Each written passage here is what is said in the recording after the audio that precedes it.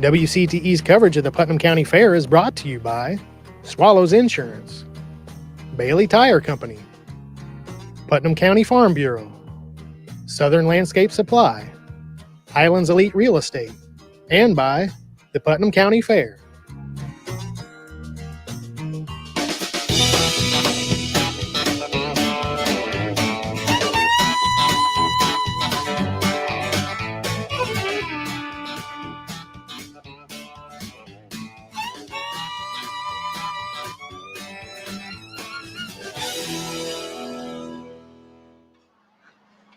Welcome to the broadcast of the Horse Show 2024. Putnam County Fair. And we're live tonight. We've got a lot of great things on our events. We are currently in the midst of the Youth Walk Trot. Yes, and my name is Ashley Martin, and this is my co-host, Eric Walker. And we are excited to have everybody listening today. They're currently judging in the Youth Walk Trot class here at the Putnam County Fair. It is the 98th Putnam County Fair this year. Yes, it is the 98th annual Putnam County Fair here at the Putnam County Fairgrounds. Some beautiful horses in the arena. We're looking at a paint horse right now, and we're just excited to see these young kids get out on their horses and be able to participate at the fairgrounds. Yeah, absolutely. It's a long-standing tradition for a lot of these kids. They come out every year. Definitely super cute as you see them there on the screen. Don't forget to see our ladies down here.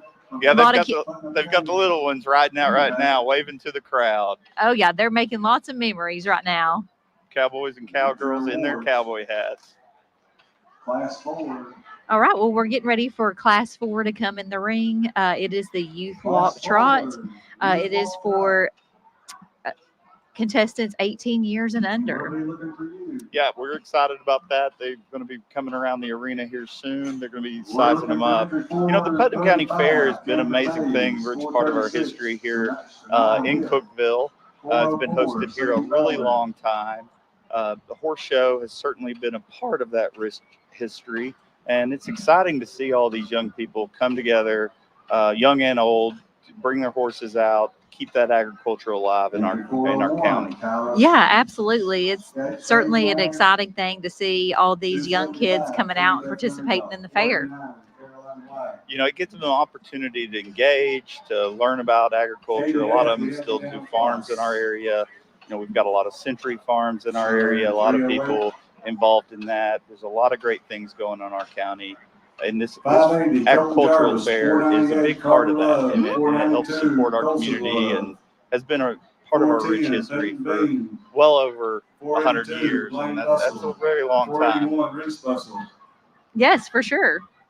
So we've got the horses entering the arena now. This is the Youth Walk Trot class, and we're going to be seeing some beautiful horses. Tell us about what we're seeing out there in the arena. So they're looking for 14 entries in the Youth Walk Trot. So there's going to be lots of good competition. Right now, the contestants are just coming in the ring. They're going to spread out and get ready for their class to get started. That's awesome. That's a beautiful horse on the screen. And that was a bay horse we just saw, and now we're looking at a paint horse. Yes, that is what you would call a paint horse. Yes. As the contestants enter the arena, we're going to be watching them move around the arena, get prepared for the class to start. You know, it's really a neat thing to be here at the fair. It's exciting. It's a lot of energy in the air. There's a lot to do at the fair. What all do we have going on at the fair tonight, Ashley? Tonight, in addition to the horse show, there's the music by the T.C. Bryant Band. Also in Mall's Barnyard, they're also having the Christmas light extravaganza behind the South Grandstand. And also, don't forget to catch the Grease Pig contest in the big barn. Oh, the Grease Pig contest. I'll never forget some times when I got to chase a Grease Pig. You know, I used to go to this camp not too far from here in Putnam County. It's called Camp Country Lad. One of our favorite events was greasing up a pig and going after him. And we would chase that thing for a mile through the woods and briars. So that's certainly something to check out. It's not too late to come visit the fair tonight. Come see the horse show. And for those of you watching it at home, we are excited to have you with us. As these horses still in the arena, we're starting to see some other types of horses enter in. These are mostly American quarter horses that we're seeing in the arena tonight. Yes, for the most part, that they are quarter horses. You might have a few gaited horses, but primarily you're going to see a quarter horse or a quarter pony. Okay. Is there a lot of ponies we're seing in this class right now? So far, I've seen a few, but mainly these kids are riding regular size horses. It's really impressive to see these kids handle these horses. Their horsemanship is high quality. They're really working through this class. It's something they work hard towards. They have to do a lot of practice. They certainly dress the part. They look good. It's a fantastic looking paint right there. And is that your favorite color? That certainly is. Some call it a pinto, some call it a paint, but I believe pinto is the breeding association. But in the American Quarter Horse Association, I do believe they call it a American paint horse. Yes, most certainly. A lot of these kids, they've been preparing for this night, riding their horses, getting ready. And what we're looking for in this class is just a walk trot class. So we're just looking for, the judge is looking for a smooth gait. They're going to start with the walk, and they'll move up into the trot. And we're seeing them in the walk right now. They'll move up here in a minute. And what are we looking for? As they transition, we're seeing the horse change its gait, how they're holding the reins, that type of thing. We're seeing kind of how the rider does with the horse. Yeah, you're wanting to, as you see here now, the judges ask the horses to trot. So you'll see Blaine Bustle there. He's got his horse on a looser rein. The horse is moving out, trotting in a smooth cadence, as so to speak. So that is what the judge is looking for. You don't want to see the rider or the horse having much resistance on the rein. You want to see them on a looser rein. That's awesome. We've got great contestants out here. Some great horses in the arena. It's exciting to see them put their horses to the test and participate tonight. Oh yeah, this is, like I said, these kids have been preparing for this for weeks, I'm sure. And this is the highlight of their summer. Absolutely. It reminds me of memories when I was a kid, climbing on the horse, learning to ride, going on long trail rides, and really enjoying those younger years on the horseback. Walk your horses, please. Walk your horses. All right, we're transitioning now down into the walk. The judge is wanting to see a smooth transition from the trot into a walk. So you don't want to see an abrupt stop. You want to see a smooth transition in the gait. And now we see them reverse their horses. And so watching how smooth that is, if it takes a lot of rein to move the horse, or if they can kind of move the horse with a very little instruction. Yes, you want to see minimal rider cues, and also you want to turn your horse back into the inside of the arena. And they're doing a fantastic job out there. Some beautiful horses and wonderful riders making their way around the arena. Yeah. It's really a neat thing, and just to think about what these kids have to go through. It's not just like hop on and ride and start up the horse. I mean, they've got to do a lot of work. Yeah, there's a lot of preparation that goes into coming to the horse show. In addition to riding your horse and getting prepared, I mean, you have to bathe your horse, and hook up the truck and trailer, and it's a whole ordeal that goes into it. Absolutely. I mean, these kids are taking care of their horses 24/7. They're watching after when them. It's they're Thursday taking care of them on night the farm. and it's the Putnam County Fair Horse Show, that means one thing. It's a real part of Happy birthday, Amy Julian. Yes, and it's something that is irreplaceable for these kids.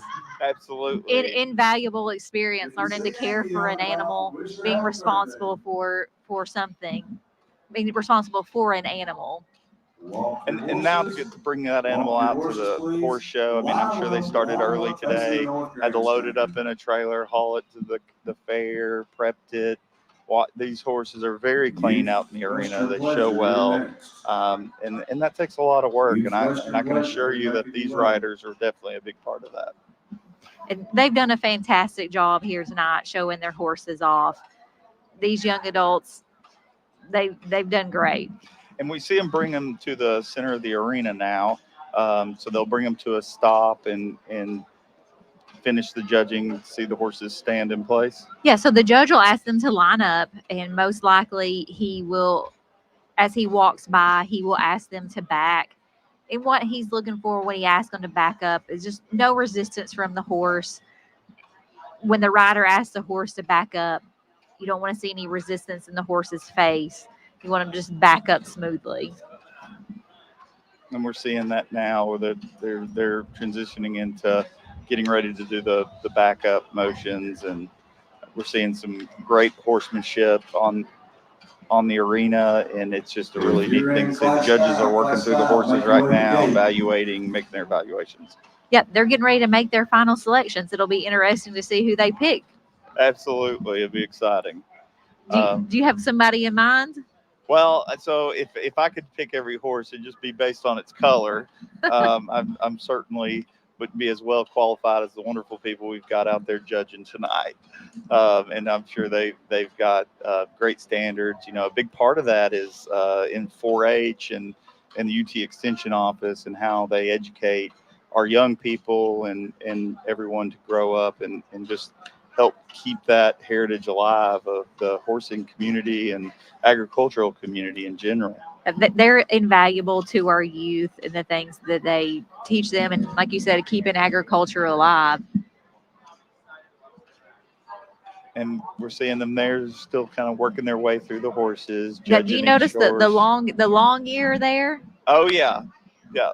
We got the long ear. So it's a mule there on the horse. Yes. So that's a mule. So. Yeah. So it's not always all horses. It's not always all horses. Yeah, but it's a horse, of course. But we're going to be moving on to here soon as they judge the horses on the arena. And what's our next event coming up? Our next event will be class number 5, the Youth Western Pleasure. And again, this is for riders 18 years and younger. And most likely, you're going to see some of the same faces out here in this next class. Right here in the main arena, Lone Star It looks Rodeo. like the judge is having a hard time picking a winner here. Yeah, and we're watching them pull those horses back right now. Cowgirls. Yeah, he's asking them back up, asking them to back up. And like I said, he's looking for no resistance in the horse. Whether you like when the rider cues the horse to back, he wants to see them move their feet backwards. Come out tomorrow night, Lone Star And they're Rodeo. doing a great job as he approaches. The 98th riders annual are Putnam County subtly Fair. making those movements with their body and the reins. And it's more than just the reins that steer the horse, isn't it? Correct. Yes. There is a lot. You have to use your body a lot when you're riding, and your feet as well. So it's not just hand cues. It's body and feet cues as well. And these kids have done a great job, and I certainly would not want to be in this judge's position trying to pick a winner. Oh, absolutely. I couldn't imagine. I'd have to give a blue ribbon to all of them if I was the judge. But certainly they're more qualified, and they can really read what the horse is doing down there in the arena and how it affects the rider, how they work together, and it's really something to see. Eric, did you grow up showing horses? I didn't show any horses, but I did grow up certainly getting a chance to ride some. We had a horse on our small farm, and back going to summer camp where we used to chase the grease pig.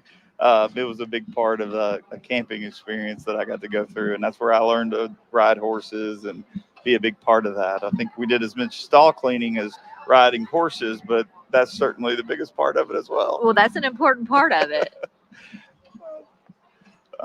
Results are coming in. And as we wait for the results, we should hear them soon. And it's exciting winner to for see Class everybody. 4 Youth Walk Trot, 18 and under with that blue It's ribbon. coming in right now. Entry number 308, Katie Beth Randolph. Entry number 308, Second Katie place, Beth entry Randolph. 580, Colton Jarvis. Third place, entry 492, congratulations to Katie. Colson She did a Love. wonderful job. And your fourth place And winner, you're entry seeing these, 482, horses Blaine pull out. Russell. This is your Thank you first very place, much. second place, Don't forget to see the ladies on your way show out. Horses. Use Western Pleasure. 18 It could have gone You're any way. Any next. of these kids were deserving. Absolutely. Doesn't he look the part there? Yeah, he's got the look down He- for sure. In your favorite color. Yep, and a Pinto won it. Not, of course, we didn't have any influence on that. But the Pinto paint horse is to me is a beautiful horse. It goes back. I mean, you're talking about the famous Western horses in America, the Cowboys horse, I would say. You think about Hidalgo and Toto's horse. And so these are the young man's Really cowboy looking spirit forward. horses, and that they're just a beautiful breed of horse, beautiful color of horse. They certainly have a 5 unique entries, coat 5 color entries. for sure. Use Ashley, Western so you have a lot of Pleasure. horses at home. Use Western What type of Pleasure. horses do you work with? I have American Quarter horses. 1, 2, And I 3. compete here locally Kenny. in barrel racing, and I specifically 1, 2, 3. breed my horses to Western compete Pleasure. as barrel 1, 2, 3. horses. So when you say you breed Okay. your horses, it's you put together mares and 18 and a under. sire Use Western and Pleasure. Correct. We're looking Yes, for I have a mare, Liliana Howe. one mare Okay, that let's is shoot the that. dam of all my colts. And typically, 308. typically we'll Katie Beth Randolph.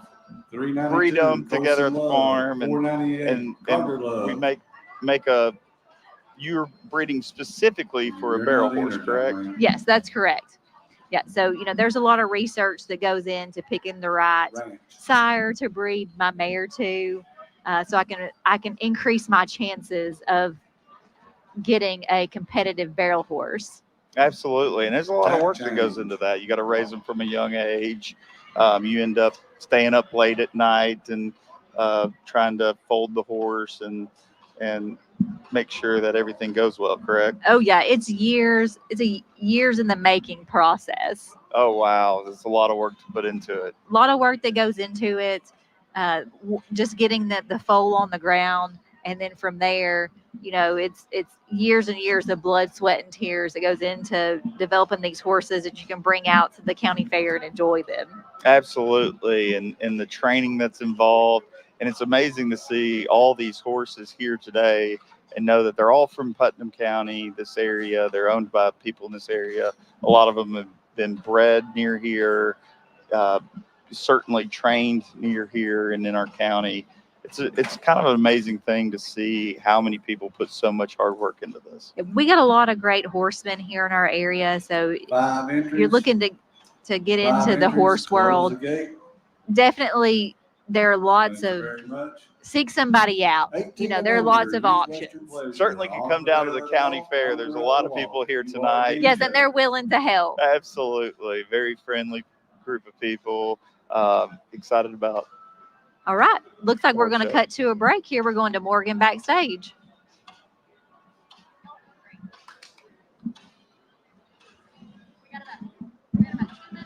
Okay.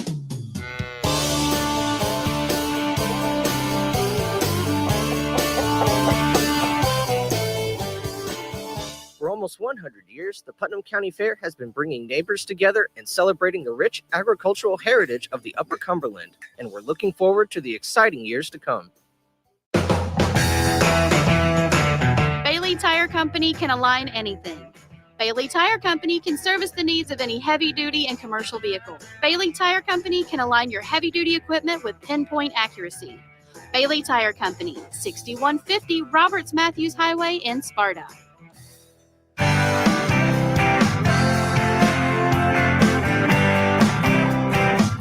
The Putnam County Farm Bureau proudly supports the Putnam County Agricultural and Industrial County Fair and the education and sustainability of agriculture in the Upper Cumberland region.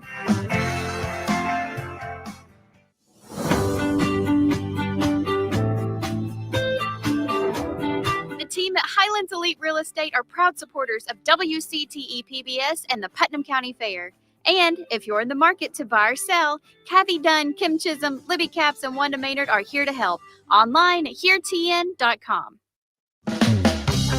Southern Landscape Supply offers a large variety of outdoor power equipment, including zero-turn mowers, bad boy tractors, specialty turf equipment, turf and landscape supplies, parts, and services. Since 2004, Southern Landscape Supply has been providing the Upper Cumberland with their outdoor power equipment needs. Since their beginning in 1956, Swallows Insurance Agency has been providing protection for thousands of individuals and families throughout our region. Swallows Insurance cares about the safety and well-being of you, your family, and our community. Swallows Insurance Agency, with 3 locations in Cookeville, Livingston, and Smithville. Online at swallowsinsurance.com. Welcome back to WCTE's coverage of the Putnam County Horse Show. We're going to go backstage with Morgan White. I'm Morgan White, coming to you live from the Putnam County Fair Backstage, and I'm with WCTE. I'm here tonight with Bree and Kinley. How are you guys doing tonight? We're good. Awesome. So tell me, how many years have you guys been coming to the Putnam County Fair? I have worked on the fair board for 2 years, and then I've been coming since I can remember. I've been coming since I was real little, but I've been on the junior fair board for about 5 years now. So what exactly is the junior fair board? We help out with the adult fair board, and we spend a lot of time in the barnyard, working in the barnyard. Okay, cool. And so if somebody wanted to get involved with that, what would that look like? You fill out an application online, and then you have to do an interview. That's really how you do it. Okay, so not too complicated. Not at all. What's one of the best things about being on the junior fair board? I think my favorite thing is probably just helping around with animals, because I really like animals. I love helping around, and I love getting to meet new people. New people, like y'all just met through this, right? Yes. They were telling me about that. Pretty cool story. And I also heard that something is going to happen tomorrow night with you. Tell me about that, Bree. So I have gotten the opportunity to sing the national anthem tomorrow night for the rodeo. So y'all heard it here first. Tune in tomorrow night for the rodeo to hear Bree sing the national anthem live. All night long, we'll be here backstage, and we're going to send it back to you, hosts. Welcome back. Thank you, Morgan. We appreciate your interview there. And we're coming right back to the arena, folks. We're coming in with the Youth Western Pleasure class. It's an exciting class to have. It's similar to the Youth Walk Trot, but there's a little more to be judged here, isn't there, Ashley? Yes. So the judge is going to ask them in this class to go from a walk to a jog into a lope. So you'll see them go into a little faster pace here. Gotcha. And that's a jog is different than a trot, correct? It is similar to a trot, but it is what's called a 2-beat diagonal gait.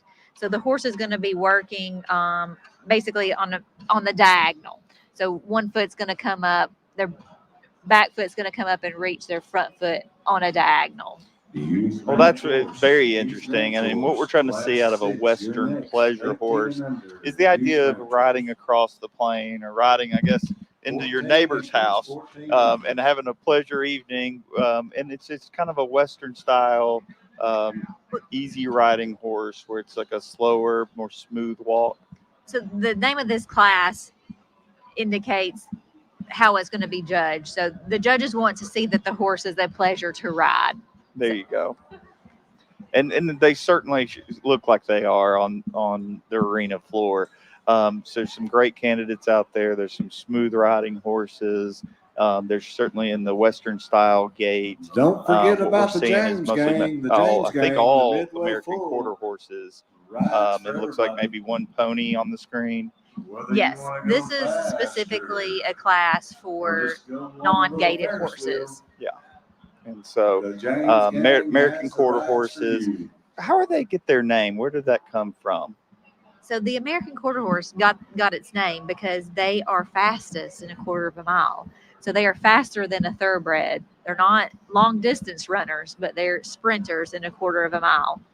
And they used to do this, and the Horse Association, I believe, started in 1940 in Fort Worth, Texas. 18 and under. The American Quarter Horse Association. You're at the gate. And it was to preserve the American breed of horse. So they used to do a lot of races where these horses would race a quarter mile. It kind of brings you back to the cowboy days where they needed a fast sprinting horse to track down a cow and wrangle a cow or make quick movements. And that's what makes this breed the American breed of horse, some would say. Yeah, you nailed it. They needed to be fast and agile, and a lot of these American quarter horses certainly are that.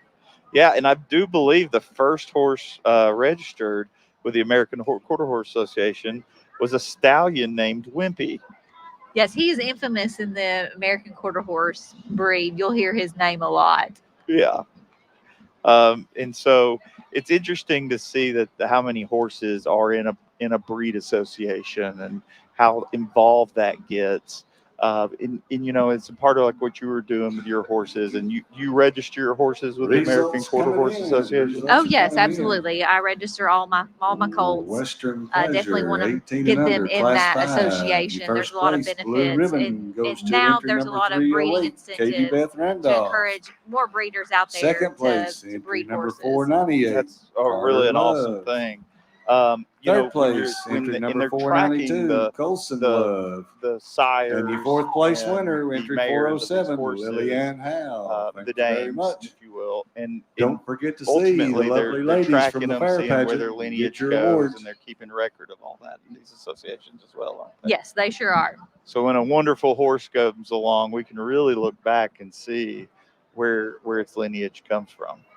Oh yeah, and a lot of these horse breeders, they will actually study the bloodlines. There are certain crosses. If you're doing a specific event that are better at Western pleasure or better at roping events than others. That's really amazing, and there's so many different events out there in the world that people compete at, whether it's barrel racing or reining or horse shows, Western horse shows, Western pleasure, which is a class we just saw. These Western horse shows can get very evolved. A lot of the contestants that we see here tonight go out further than our community, and they participate in these, and they train their horses to participate in these larger horse shows and compete as well, don't they? Oh yeah, a lot of these contestants you're going to be seeing tonight, they travel all over the Southeast and farther to go to competitions with their horses. It goes beyond just the fair. It looks like now that the entries are coming in for class number 6, which is the Youth Ranch Horse Pleasure.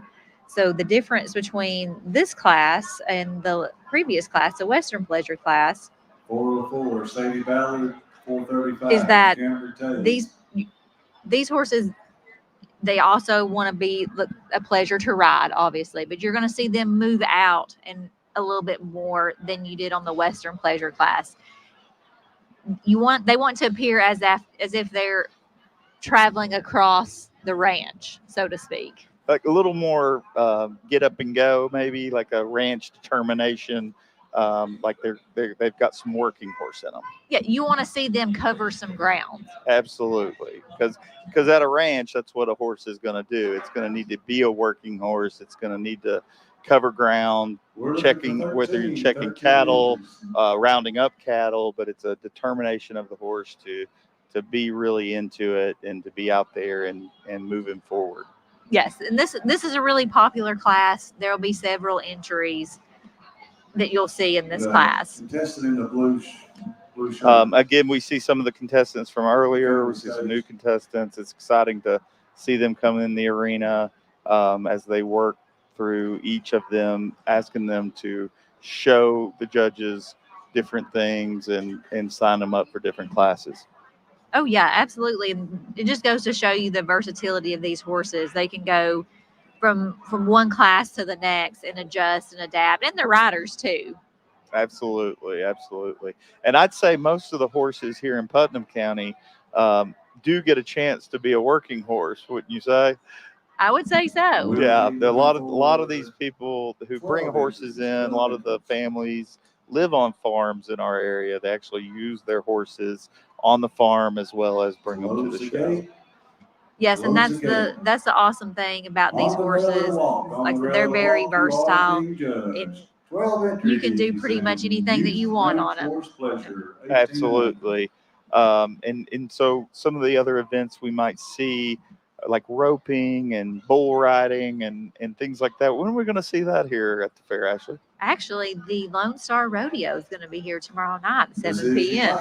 Well, that'll be an exciting thing, and you can tune in here to see the rodeo tomorrow night as WCTE covers the fair. Yeah, I encourage everybody to tune in. It's going to be some exciting events. Absolutely, and we get to see some of these American quarter horses rope and do some other great events.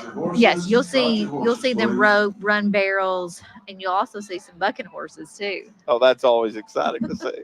Kind of gives you the example of what it takes to actually train one of these horses. I guess a lot of them start off as bucking horses the first time they're ridden when you get on them. Hopefully we won't see any of that tonight. Hopefully we won't see any of that tonight. All right. So it looks like we've got our class here. The judges asked them to step up into a trot. So you can see here on the screen, like I said, they're wanting these horses to travel some ground.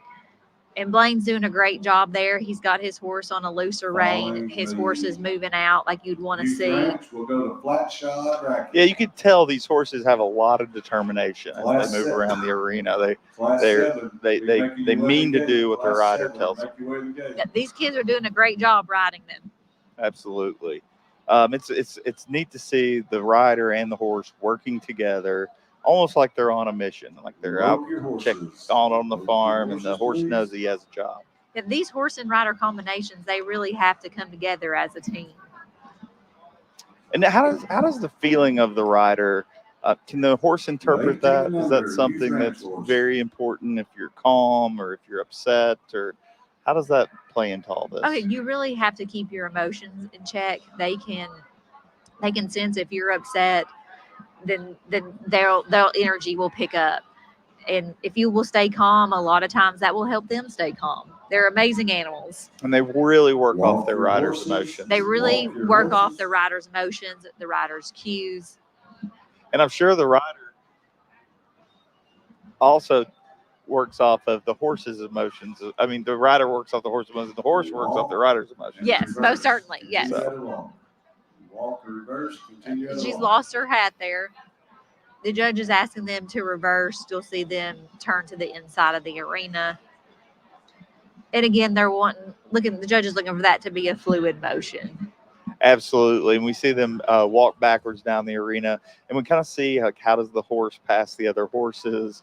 How does a horse get passed by another horse as they make those turns and move around?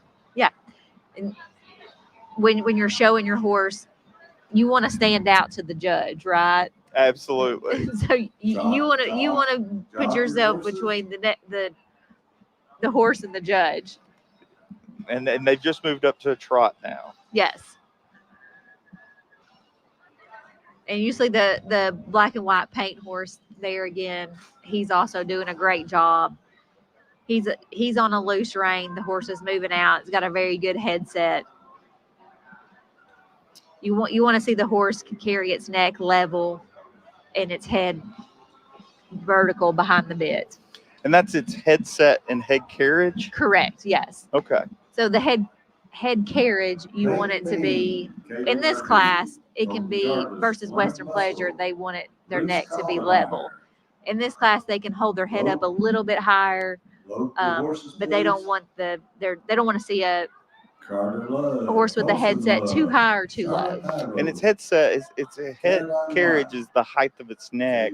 So its headset is like how far in the nose comes from the horse. Correct, yes.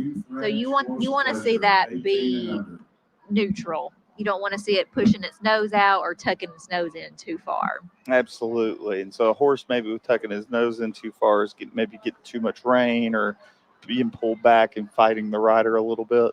Could just be the horse is just a little bit behind the bit too much. And that could be a result of the bit that the horse has in its mouth or the rider pulling on it. So speaking about bits and tack, really, how how long does it take a rider to put that together on the horse? To put the bridle and bit in the horse's mouth? Well, in all of its tack, saddle it up, get it ready for the show. It depends on how much time you have. It can happen really quickly if you need it to. I think I know that. Did you rode the fair yesterday for the flag ceremony at the motorcycle races? Yes, I carried the flag yesterday to open up the motorcycle races, and we got here a little bit late, so we came in on 2 wheels, and it took a team to saddle the horse, and probably less than a minute. Well, so if you're very experienced like Ashley, I'm sure you can get it done quick. And when you're showing a horse on the floor, maybe you take your time, polish that saddle a little bit, and get that horse just right. Yes, absolutely.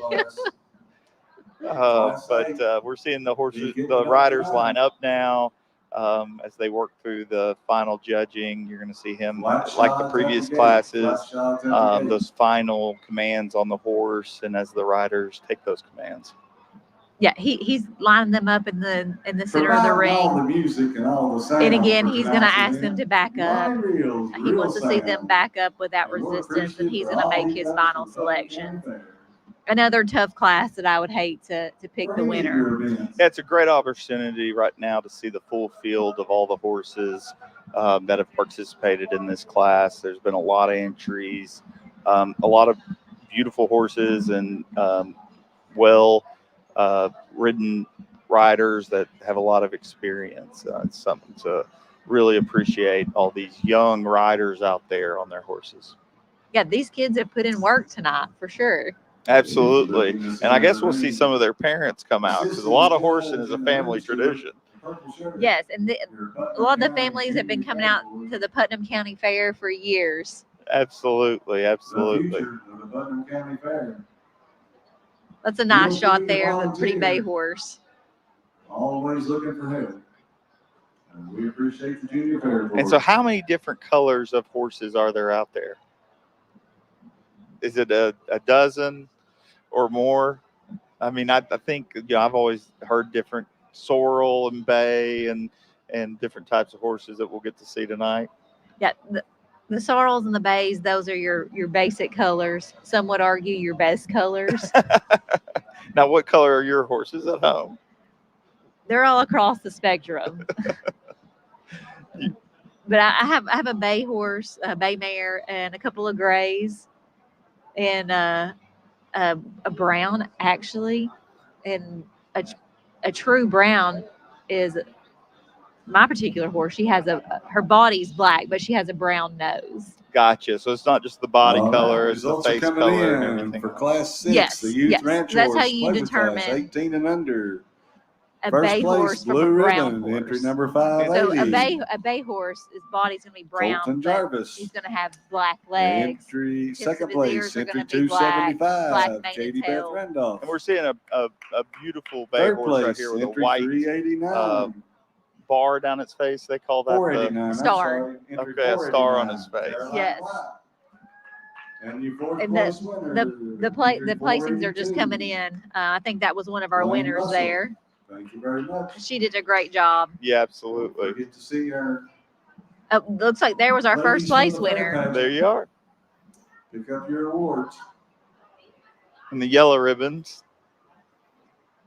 we're seeing them handed out here. Once we get the Oh, she's so excited. And that's what we want to see here. Absolutely. It gets those kids more motivated to continue this sport and ride on into the future. Yeah, just like anything, if they're having fun with any sport that you compete in, you got to keep it fun for these kids so they'll keep wanting to participate. And they're all great contestants. They get along great together. They really become best friends growing up in the horsing world. Yes, some of my best friends I grew up riding horses with.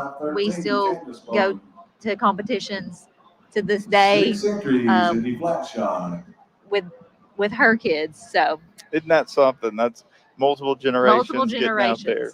That's awesome. And we're seeing that tonight. So as we see the youth classes kind of exit the arena, we're moving on to our next class, and this is the flat shod racking class. Yes, and this is going to be a gated class. It's going to differ from what we've been seeing with the quarter horses. And this is all ages, so we might see some young people still in the arena, but we're starting to see adults enter the arena as well. Yes. This looks like a very large class. It'll be, I love to watch the rack and horse class. They're looking for, it's a gated class, it's a 4-beat gate, and they're looking for speed and smoothness. So it's all about the speed in this class. So you're going to see them pick up the pace. And we hear music in the arena. It gets a little more lively. We're starting to see a lot going on in the arena. There's some well-dressed contestants, and that all of that goes into the judging of this class of horses. Yeah, and the horses really feed into the music and the energy. Now, as we watch the horses go around the arena, they're picking up their feet more than other horses, and that has a lot to do with the gait. The gait and the breed of horse, yes. On the rail and a flat walk. All right, so he's asking them to go on the rail at a flat walk. They'll go at this pace for a while, and he'll ask them to pick up the pace, and it'll be exciting. Absolutely, and they're looking for that transition between each call that's made. As he says them to move into a faster walk, we'll see them kind of transition to like more of a running walk, they call it. Yeah, this is a racking class, so he's asked them to go into a slow rack right now. Gotcha. 484, Mike Stafford. And they're just getting started with this class. They're still calling out the contestants. As we watch these contestants warm up, they're really moving along here, and it's an exciting thing to see these horses really move their feet. Yes, and the faster they move their feet, the more exciting it is. That's some beautiful disposition on that black horse right there. It really has got its feet rhythm and down. It's picking up, and even as these riders go around the arena, they're passed by other horses that have a different pace. But it's certainly not a race; it's a style. Yes, absolutely. You can tell that for sure.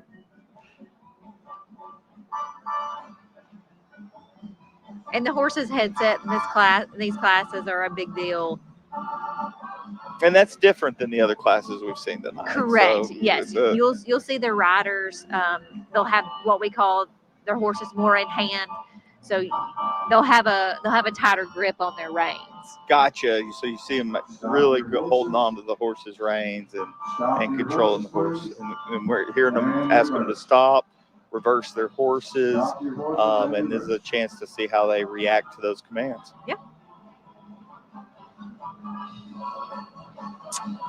And most of them done well. They look like they're doing a great job getting those horses turned around in the arena. They're jumping, almost jumping at those commands. Yes, they're very responsive to the cues for sure.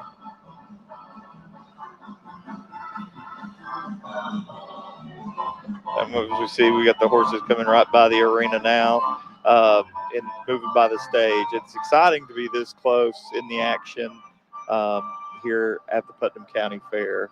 And it's just neat to watch so much heritage be brought through here in each class, and to know that there's this many different types of horses in our area. You know, when you start to look at, you have the Tennessee walking horses, the quarter horses. There's just all types of different horses bred for different jobs.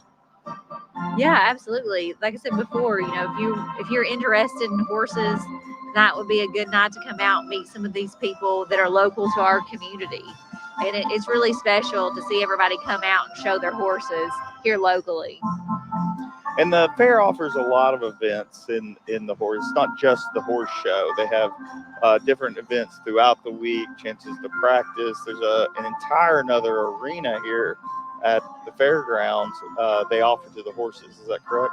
Yes, they have the East Arena where they do roping just about every night, seems like this week. So definitely be sure to check that out. Absolutely, and it's a great place to go talk to the horsemen and everything else. And we're going to take a chance right now to recognize our sponsors of the broadcast tonight. We got Highlands Elite Real Estate, Swallows Insurance, Southern Landscape Supply, Bailey Tire, the Putnam County Farm Bureau, and the Putnam County Fair. And WCTE thanks them for sponsoring this great broadcast. Without them, they wouldn't be able to broadcast this to the public. Absolutely, and it's what a wonderful thing to have WCTE in our town, our own local broadcasting station. For a community our size, they bring a lot to our community, and it's just an amazing thing that we're really blessed to have a free broadcasting station to our entire community and for people to really tune in to what's going on local. We're super lucky to have WCTE in our community. So it looks like the judges got the horses lined up here, and the winner should be coming in here shortly. The 98th annual Putnam County Fair. The most exciting 10 days in Putnam County. Do you have a favorite in this class? You were here. Well, I really liked the black horse as it went around the arena. I think it to me it had a lot of character and picked up its feet really well and just had a good disposition. It ain't over. Stay with us. Could be a good choice. We'll see. What's your favorite horse moving through the arena? I like this strawberry roan on the end. That's another color. Absolutely. That's a unique color. That right? is certainly a unique color. You don't see very many of those. So they call it a strawberry roan because it's similar to a red roan, but he's got what we call the flaxen mane and tail, so the blonde mane and tail. Oh, wow. It is a beautiful horse. Great color combination. Really a pretty horse to see out there in the arena. We see them ask their horses to back up now. Yeah, and that's something that you see the judge do regardless of the breed of horse or the class. They typically ask the horses to back up in every class. We see the judges take their final notes and put together, well, really what they've been seeing throughout the whole event. And they can, whether they're deducting faults or even adding scores for a job really well done. In a specific area, if they see a horse do really well. It's also a big deal that the horse participates and performs on its ability. So if you have a really good horse in the arena, it competes along with horses that are still learning. They're really judged on their ability to perform at their level, aren't they? Yes, you nailed it. So we see them kind of work through the flat shod racking class. They're kind of making their final judges' notes and taking the final notes on everything. There's a lot of contestants in this class. What's coming up next? We have my favorite class, which is the costume class. The costume class is coming up next, and that's going to be an exciting class. What can we expect to see? So these are for contestants 10 years and younger, and I'm pretty sure there is a competition between the contestants in this event, or I will say the families of the contestants in this event. Absolutely. I mean, I'm sure you know a lot of them personally. Yes, I do, and so they want to take home the trophy.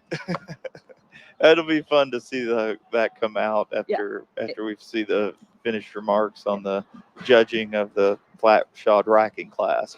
Here we're about to get the judges' results to the stage. We got results coming in, and they're hot off the press, straight out of the judges' hands, and it'll be exciting to see how Class 7, the flat shod racking, and open to the which world. Horses riders get picked. Your first place, Blue Ribbon Ride. And our Blue Ribbon Ride, our first Entry place number winner, 412 is going to Anthony be Smith. Anthony Smith. Entry number 412. Second Anthony place, entry Smith. 484, Mike Stafford. Third place, entry 475, Mike Stafford got Mason Lincoln. second And fourth place. place, entry 77, Gary And Mason Bowman. Lincoln's got third place. See the lovely ladies. Make that blue ribbon ride. He's gonna take his blue ribbon ride around the arena. Absolutely. He's gonna show off his horse one last time. And it was a beautiful horse and a great ride. They did a great job. And we're going to cut to break as the horses exit the arena.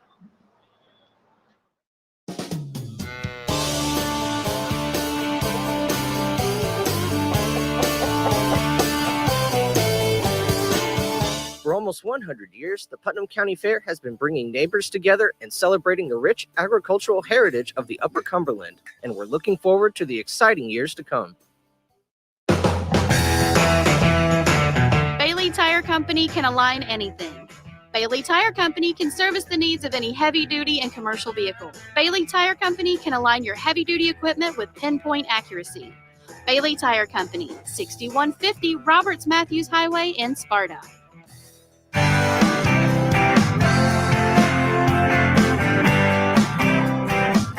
The Putnam County Farm Bureau proudly supports the Putnam County Agricultural and Industrial County Fair and the education and sustainability of agriculture in the Upper Cumberland region.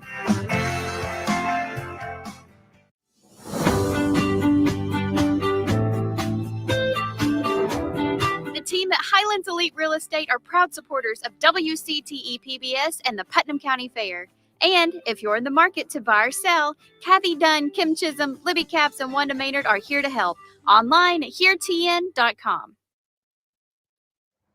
The full arena, make your way around the full And we're arena. back. We're going to go straight backstage to Morgan White. We'll be looking for entry for. Welcome back to Backstage at the Putnam County Fair, brought to you by WCTE. I'm Morgan White, and I'm here tonight with none other than the president and the vice president of the Putnam County Fair Board. How are you guys doing tonight? Very good. Doing great. So introduce yourselves and tell me how long you've been serving on the Fair Board. My name is Brenda Gentry. I'm the president. I've been serving since 2013. My name is Susanna Klaus, and I started on the Junior Fair Board in 2014 and then joined around 2016, the official Fair Board. So I know that you guys can't be biased, but if you had to pick a favorite night of the fair, what night would it be? I'm sorry, I can't pick a favorite night. All nights are favorite to me. That's a good answer. I love it. I'm like Brenda. I do love about every night of the fair, especially when we're having livestock shows going on or down in the barnyard. There's always stuff going on. Well, awesome. I know, having been out here, that it seems like it's a record year. For people who are at home and they haven't been out to the fair yet this year and they're thinking about it, what would you guys say? Come on out and see us. We've got Christmas at the fair. It's wonderful. The weather is going to be fantastic the rest of the week. It's going to be cool the rest of the week. Cool. That's what I heard. That's Cool. most important. So you guys heard it here first. Come on out. Back over to you, hosts. And we've been watching the costume class. Thanks for a great interview again, Morgan. You know, it's a wonderful class to watch on the arena floor. It's a great time to bring up. This is the theme of this year's fair is Christmas at the Fair. Yes, and these contestants have certainly stuck with the theme of the fair. So you'll see Ava Kate Jones there representing the Grinch. They've done a great job. Absolutely. They're making their way around the arena. What an impressive setup. I'm sure that takes a lot of time to put together, but I can't tell if that's a horse or a reindeer. I can't either, Eric. But it's certainly a Grinch. I do know that. Yes. And you can tell they've put hours and hours into this costume and thought of every single detail. Absolutely. As we see some of the other costumes come through, the next horse, we see some wonderful themed horses. It looks like it's really wrapped up with some white cloth. And is that a what are we going for here? We've got Snoopy and a horse with, yeah, it's Snoopy. absolutely, coming out of the doghouse. So what an interesting idea. You can see the little Charlie Brown tree there being carried. It's so much fun to watch all the different Christmas themes come Oh, and through. who do we have behind them? Oh, here comes Clark. You know, he had to cut down that tree and carry it home. Clark Griswold. Some great ideas. It looks like Wes Robertson there with Weston Robertson. Yeah, and Wes is one of our fair board members here at the Putnam County Fair. And His family there competing. Doing an excellent job as Clark Griswold tonight, leading the carriage. He certainly plays Clark well. Absolutely. It looks like we've got a stocking full of presents coming along. Another great job on a costume design for the horse And keeping with the theme of the fair. Absolutely. They've done a wonderful job, put a lot of time and energy into this. Oh, and look at little Debbie. Yeah, absolutely. Little Debbie. Look, you know, you can't beat a Little Debbie Christmas tree cake. You know, everybody's got to have 1 or 2 or 4 during the Christmas season. You can't just have one, can you? Absolutely. But here comes our Little Debbie right now, making her way towards the stage. Again, a great idea. Really creative thought goes into these. It looks like we have a gingerbread. Yeah, absolutely. She's cooked up a gingerbread, and what a good color for the horse too. You know, yeah, it really matches fitting. perfectly, doesn't it? Yeah. So she's riding her gingerbread into the arena. Has really whipped up a beautiful costume on that horse as well. It's really something interesting to see. They're going to have to keep these costumes and maybe bring them out to the Cookeville Christmas parade with this kind of theme this year. Yeah, I'm going to have to petition Wes. He's going to have to roll his out at the fair. All of a sudden, I'm seeing some smoke, and is that Cousin Eddie next to Clark down there? I think it is. I think we have Cousin Eddie. Hopefully, they must have already blew up the sewer. So in the arena floor, but it's the creativity and effort that goes into these costumes is absolutely amazing. It'd be really hard to pick a winner tonight. I would not want to pick a winner, that's for sure. Absolutely. They're all super creative, great ideas.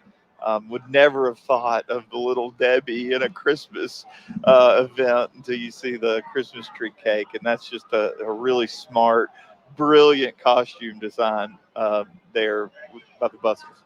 Yeah, absolutely. So they've done a great job tonight. Everybody's done a wonderful job putting these together. It means a lot to the kids to be a part of that. You're seeing a lot of their ponies that they ride around. We get to see them ride those ponies around the fairgrounds and in the back arena a lot. I think the big kids have just as much fun with this class as the small ones do. Yes. Absolutely. It's hard to tell who's the kid in the arena tonight. So wonderful job. Clark's got his Christmas tree. You see the kids leaning out of the car. Hopefully they didn't drive under a semi-truck tonight, but you certainly Snoopy on the right there coming out of the doghouse. That's another great costume. And these are just so creative. Absolutely. The stocking full of presents, the elf carrying the stocking. Hard to tell if it was a horse or a reindeer out there tonight with some of these costumes, how well they've done. Yeah, like I said, there's been lots of time putting these costumes together. Entry 481, Reese Russell. Entry 406. And we see the winners take off. So they're Ashley Joe and Caroline White. Entry 441, Weston and Houston Carter Robertson. And entry 423, Remington Maddox. Your Class A costume class, 10 years and under. But they're just reading off now the contestants of the costume class, and everybody's waving to the crowd, doing a great job. There's that reindeer pulling the sleigh with the Grinch, and it's just, again, it's the hairdo I think that does it for me. It's just what a job, that makes you wonder where she grew all that hair. That's right. The Demps family, they've been involved in the fair for years. I know Jamie and her brother Jay, they competed when they were Ava Kate's age, and her mom and aunt did as well. So they have a long-standing tradition of supporting the Putnam County Fair.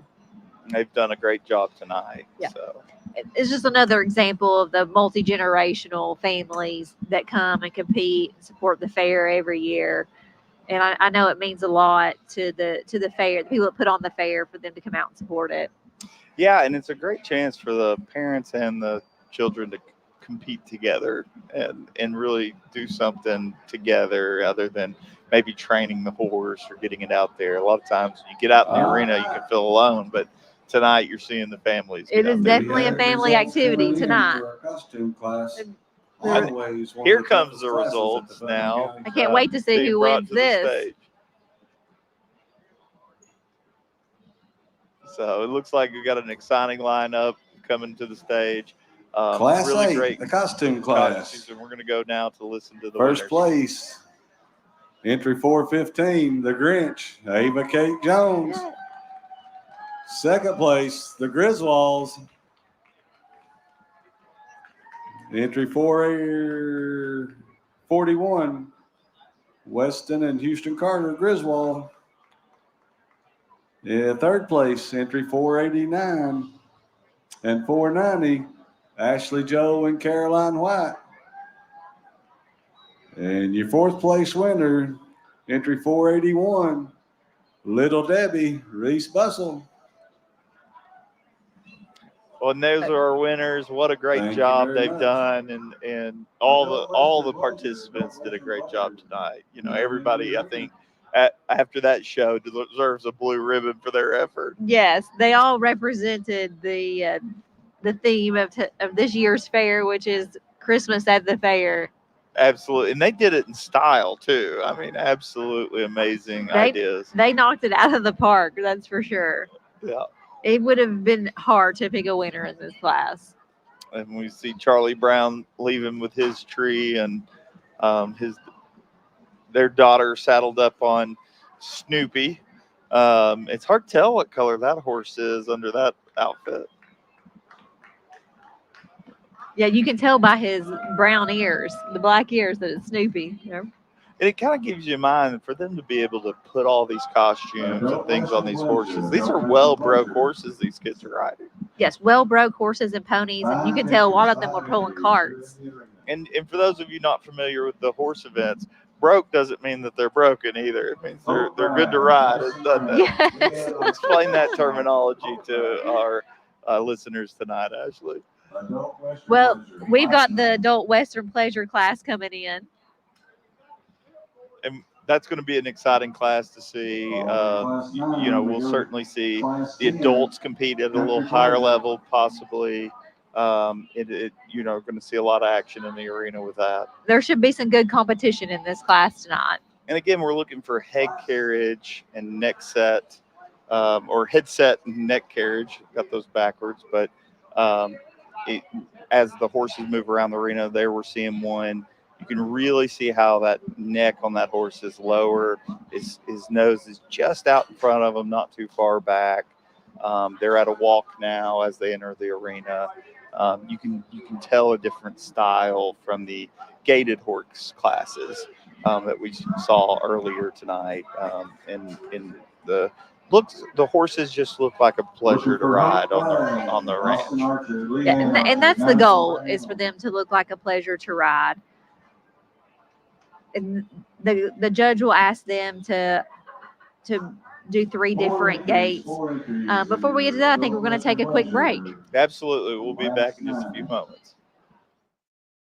Since their beginning in 1956, Swallows Insurance Agency has been providing protection for thousands of individuals and families throughout our region. Swallows Insurance cares about the safety and well-being of you, your family, and our community. Swallows Insurance Agency, with 3 locations in Cookeville, Livingston, and Smithville. Online at swallowsinsurance.com.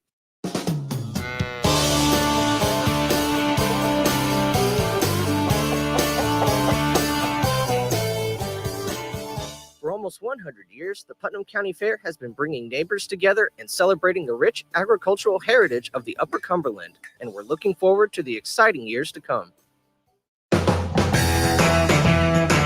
Bailey Tire Company can align anything. Bailey Tire Company can service the needs of any heavy-duty and commercial vehicle. Bailey Tire Company can align your heavy-duty equipment with pinpoint accuracy.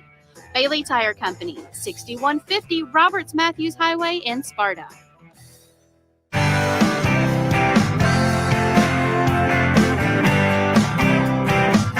The Putnam County Farm Bureau proudly supports the Putnam County Agricultural and Industrial County Fair and the education and sustainability of agriculture in the Upper Cumberland region.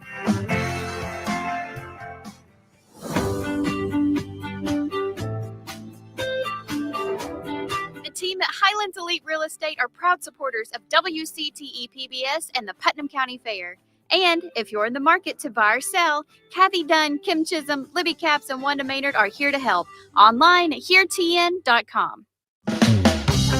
Southern Landscape Supply offers a large variety of outdoor power equipment, including zero-turn mowers, bad boy tractors, specialty turf equipment, turf and landscape supplies, parts, and services. Since 2004, Southern Landscape Supply has been providing the Upper Cumberland with their outdoor power equipment needs. Welcome back to Backstage at the Putnam County Fair. I'm Morgan White with WCTE, and I'm here with the Gilberts. How are y'all doing tonight? Doing great. So glad to be here. So what can you tell me about the theme? Christmas at the Fair. How'd you guys arrive at that? I know it's kind of, took us a couple of days when I came in. We'd been talking about it for a whole year, but when I came in and in the fair office, Christmas music was going. We kind of had a little bit of a mind kind of warp, but it's been so much fun because Christmas just brings a lot of joy, and so we wanted to be able to kind of put those two ideas together, the fair and Christmas. Just what a great combination. Just made sense. It does. So do you guys think in December, when it's actually Christmas, you're going to be like, I think we already did this? I know. I think you can never have enough Christmas or the fair. Yeah. We'll have to import some of the fair into our Christmas. Yes, that's true. Perfect. So how long have you guys been in Cookeville? Well, Chad pretty much grew up here. I came to Tech in 1991, and we met then. So we've been coming to the fair. I've been coming to the fair since then, and this place is special. The fairgrounds is special. The whole group of people that put it together are special. We love it. So Chad, has much changed since growing up coming to the fair? There has been some changes, more along the lines of enhancements, improvements. But what's here is what's so great about it is what's here is basically what was here when I was growing up and when I was doing entries 30, 40 years ago. And that's what makes it so special to when we come back. It's the same fair that I grew up, and when she and I, became she and I, now we come to the same place that I used to come to. And you've got to hear this. So he entered 3 categories this year for the first time since he was a kid, and he actually won 3 second place ribbons. In what? 2 in oil painting, and 1 for his sunflower arrangement. So, and he literally we did have a good crop of sunflowers. Well, that's awesome. I think that means that next time around, we're going to have to see what these look like. We're going to see these paintings. Anybody that wants to come to the fair can go see them right now. So awesome. Well, you guys heard it from them. Come to the fair, check out Chad's paintings, and we'll send it back over to you guys. Thank you. All right, and that was a great interview, Morgan. Thank you. Great interview with Anna and fellow council member Chad Gilbert Backstage. We appreciate everything that they do for the fair and supporting our community. We're back to our class, Adult Western Pleasure, and we're seeing the horses make their way around the arena. They just asked them to stop their horses, and as the judges gauge the responsiveness of that for the rider, we're working through different cadences on these horses: the walk, the jog, and the lope that we saw earlier with the youth class. Yeah, the judge asked them to reverse their horses and go in the opposite direction of the arena. So we should get to see them work their way through all 3 gates here. Absolutely. And again, you're seeing that neck stretched out in a low, pleasurable riding position. the nose out there, being very responsive to the rider. One of the things about being a pleasure to ride on a horse is not having to give it too much instruction with the rein. So you're seeing a looser rein on the horse, and the things that like bit contact and things like that affect the horse as well. Yeah, you're wanting to see minimal cues from the rider and the horse to be on a loose rein here. The judge is also looking for the smoothest of movement, and then also when they ask them to just transition into other gaits, they're looking for a smooth transition into those gaits. And leading with the proper foot as well. Is that a big part of it? Yes, we will see that when we get to the lope. The horse will need to pick up the correct lead. And that's which foot to stick out first forward. Essentially, yes. So sometimes, you want to make sure your inside foot sticks out first forward? Yeah, that's correct. So if you're traveling around the arena, just for example, if you're traveling around a right circle, you'd want the horse to pick up its right inside foot. First, and lead with that. You'd want it to lead with the inside foot. Yeah. So if we're going in a circle on the right, that would be its right foot. Gotcha. And it's right as they pick up that motion, and they've got that right foot moving forward if they're doing a right circle. Correct. Or if they change direction, they need to change that lead to the left foot. Yes, that is correct.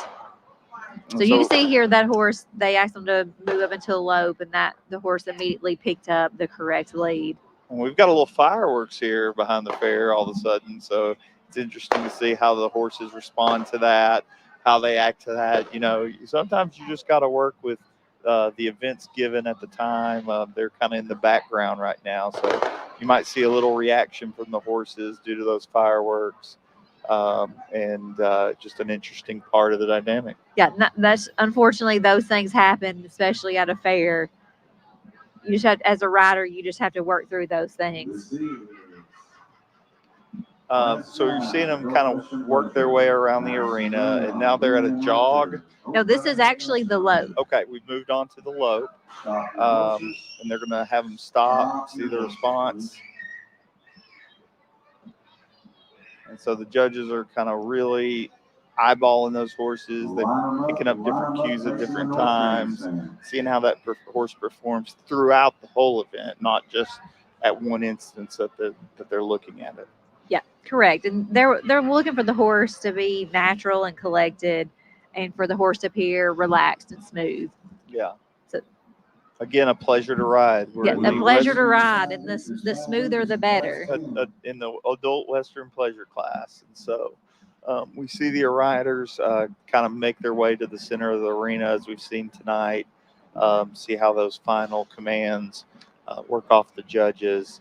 It's something really neat about getting all these horses out here, these quarter horses out here, the different style horses out here. Tell us, Ashley, a little bit more about barrel racing and what that entails. Is that something that happens in Putnam County? Oh, yeah. Putnam County and the surrounding areas, we have within 30 minutes to an hour radius, we have competitions nearly every weekend that you can pick from. If you're not familiar with barrel racing, it is a speed event. Absolutely. And so we it's a clover leaf pattern, and we race around 3 barrels. And so they work their way, and it's all about timing, right? Like, it's just how fast can you get through the barrels and not knock them down? Not knock them down. Straight lines are typically faster, so you don't want to make wide turns around the barrels. And they really use up the whole arena for that. So you're traversing from one end to the other of the arena, left to right, back and forth. And that's typically in less than 15 seconds, 16 seconds. It could be dependent. It really just depends on the size of the arena and the size of the horse. That could certainly play into it, but a lot of times, believe it or not, the size is not really a factor. It's the horse's heart. Some are just naturally faster than others, regardless of their size. Yeah. So it's really in the breeding and just how the horse is doing that day. And the rider has a lot to do with it too. Absolutely. It looks like our results are coming in. Results for Class 9 Western Pleasure. First place in the blue ribbon, entry number 303, Leanne Archer. Second place, entry 308, Austin Archer. Third place, entry 491, Hope Bragg. And your fourth place winner, entry 437, Madison Brown. Thank you very much. That takes us. Great job by the horses. We just got to hear from our contestants, and you see the Miss Putnam County handing out awards. All the teen pageant girls doing their duties at the fair. They do a lot for the fair. Hard participation early on, and they're here every night. We see them all around the fair, helping with different events and really showing their community spirit as well. Yeah, they stay busy. Absolutely. And you really see them all year long, so it's an exciting thing. Yeah. The next class that we're going to see coming in is the Country Pleasure. This is a gated class, so it's going to be different than the Western Pleasure that we just saw. Absolutely. Different type of horse, different type of gait. You're going to see different step count, different cadence in the horse's legs. It's really something. And we were talking about barrel racing earlier, and the activities involved with that. What other horsing activities can people get involved in our area? Is roping in our area at all? Or Yeah, there's lots of people that rope in our area. Any event that you're interested in getting into, there's more than likely there's somebody in Putnam County that does it. Yeah, absolutely. I've seen horse shooting from horses and everything from that to barrel racing. And here comes our contestants for Country Pleasure onto the arena. Again, you're going to hear that music in the background and the liveliness of the horses and a different standing pattern and gait and a whole different criteria for the judges. Yeah, this is a gated class. These horses are Tennessee walking horses. So what the judges are looking for in this class is, especially with the walking horse classes, you'll notice their head shake is a big deal. So they want to see lots of head and foot motion. And so the breeding association for the walking horse is actually the Tennessee Walking Horse Breeders and Exhibitors Association, and that's here in Lewisburg, Tennessee. It was founded in 1935. Wow, that was a long time ago. I think your family might have some history in that, correct, Aaron? Absolutely. I think so. It was my great grandfather. He was a mule and horse trainer. Unfortunately, that did not get passed down, so there's no walking horses in my upbringing. But I believe the horse's name was Lady Griswold, and that was the mayor horse. And a loved horse and pasture pet, if you will, but I do believe it ended up in the Walking Horse Museum at some point. So, well, that's a neat story, Eric. Absolutely. There's over 500,000 walking horses registered in the world under that breeding association. Under the Tennessee Walking Horse. Yeah, and here in Tennessee, that's a rich history. Made in Lewisburg, it's not too far from here. When you see the old breedings of these horses, they were bred in this area, and it's really something to see. It's like, they were really looking for a smooth gait. You kind of watch the rider. It's like gliding through the air. Yeah, they're looking for an extension of stride and an accelerated head motion. So the judges ask them to do their favorite gait here. So you're going to see a lot of these horses. They're really going to get the head shake going. Gotcha. And they pick up their feet, and you just see how much different that is than the quarter horse.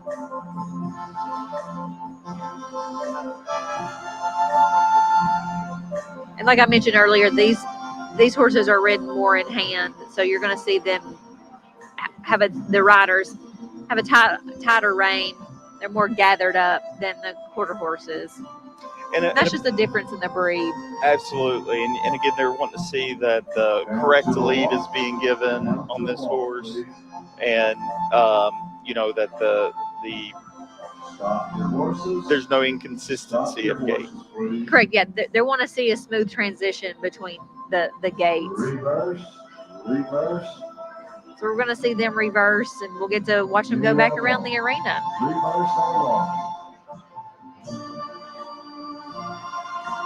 You'll see Jamie Dims there. She's competed in a lot of the events tonight. And that looks like a younger horse as well. Yeah, I think she told us earlier that was a 2-year-old. So this is his first trip to town. So he's getting a good experience at the Putnam County Fair tonight. Absolutely. Every day's a training day for the rider and the horse. Yes. You know, and getting those horses out and the music and all those things. A lot of this you can't recreate on the farm.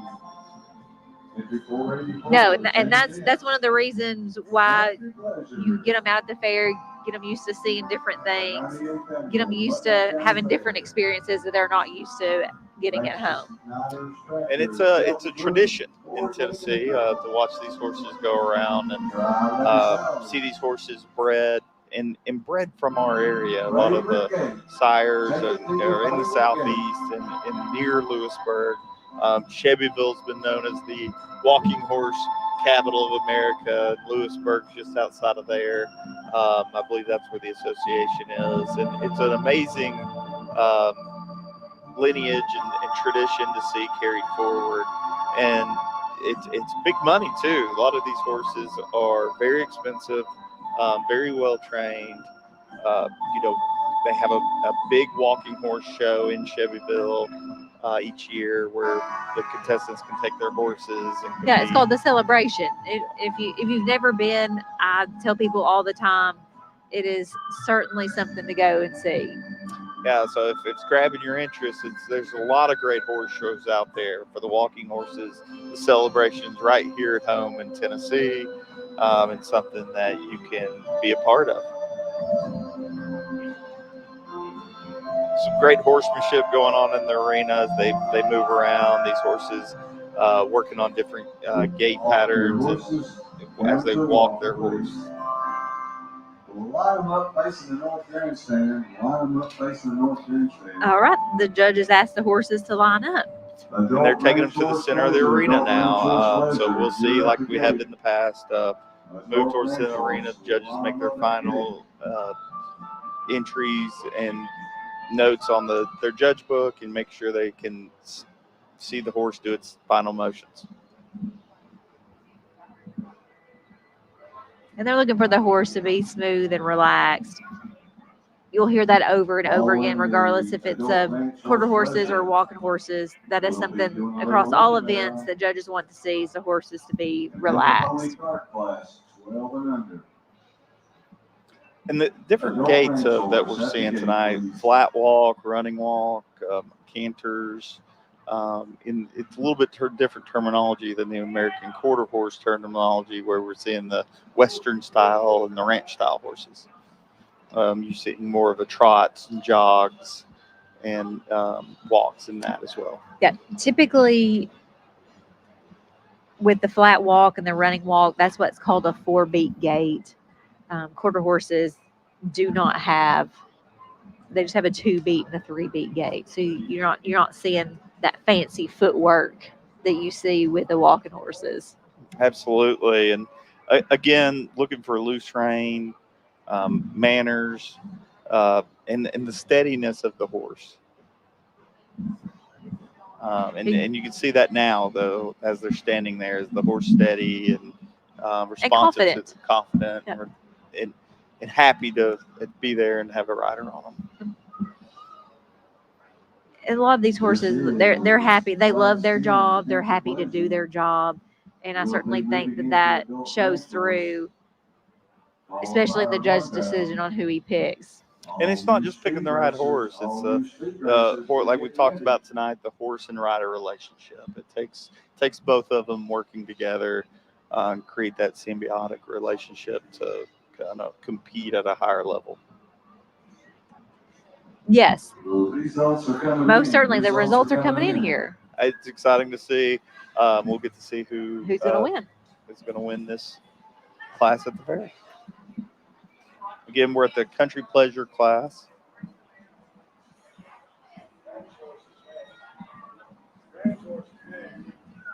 The next class that we'll be All going to is right, ranch making a horse. blue We're gonna ribbon listen for those winnings now. rise. Entry number 433, Isabella Howe.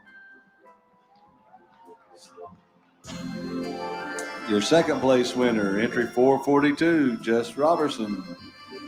Third place, entry 410, Peyton Bean. And your fourth place winner, entry 319, Jesse Bowman. Thank you very much. See the lovely ladies. Get your awards. We see the riders pick up their awards now and exit the arena. We're going to be moving into the adult ranch horse pleasure. Again, we've seen that in the youth classes earlier. Going to be a more determined horse used to working on the farm. Because as the name indicates, ranch horse pleasure. So looking for a horse that moves freely across the ranch, essentially. Absolutely, and so it's great to be here at the fair. It's interesting because I believe the county has bought new fairgrounds out on Tennessee Avenue, and over the next few years, we're going to be able to see how the new fairgrounds are built, how we're prepared to move from this location to another. And it's exciting to be a part of that change. Fair has changed a lot over the years, and it's really something to see. It's always been located here in Cookeville, and the history of that's a rich history in our community. It'll be bittersweet, but we're looking forward to the new fairgrounds for sure. As we see the adult ranch horse pleasure contestants enter the arena, we can appreciate the growth here and the amount of work and involvement that goes into that. The fair, the county fair, started in 1856 here in Putnam County. I didn't know that. Yeah, and really the only thing that's ever interrupted it is the Civil War, a few wars, but one of them being the Civil War.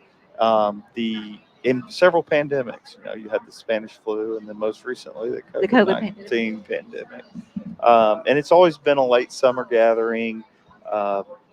Back in the day, some of the locations were positioned near railroads, so that the fair even had its own spur line when it was located off of 10th and Washington in Cookeville. That was one of the fair locations for part of its history. I believe in after the Civil War, it moved down there. It was located also near Dixie Avenue in Cookeville. And another location that it lived in Cookeville for some time was 4th and Maple. And a lot of those are now either commercial areas or residential areas.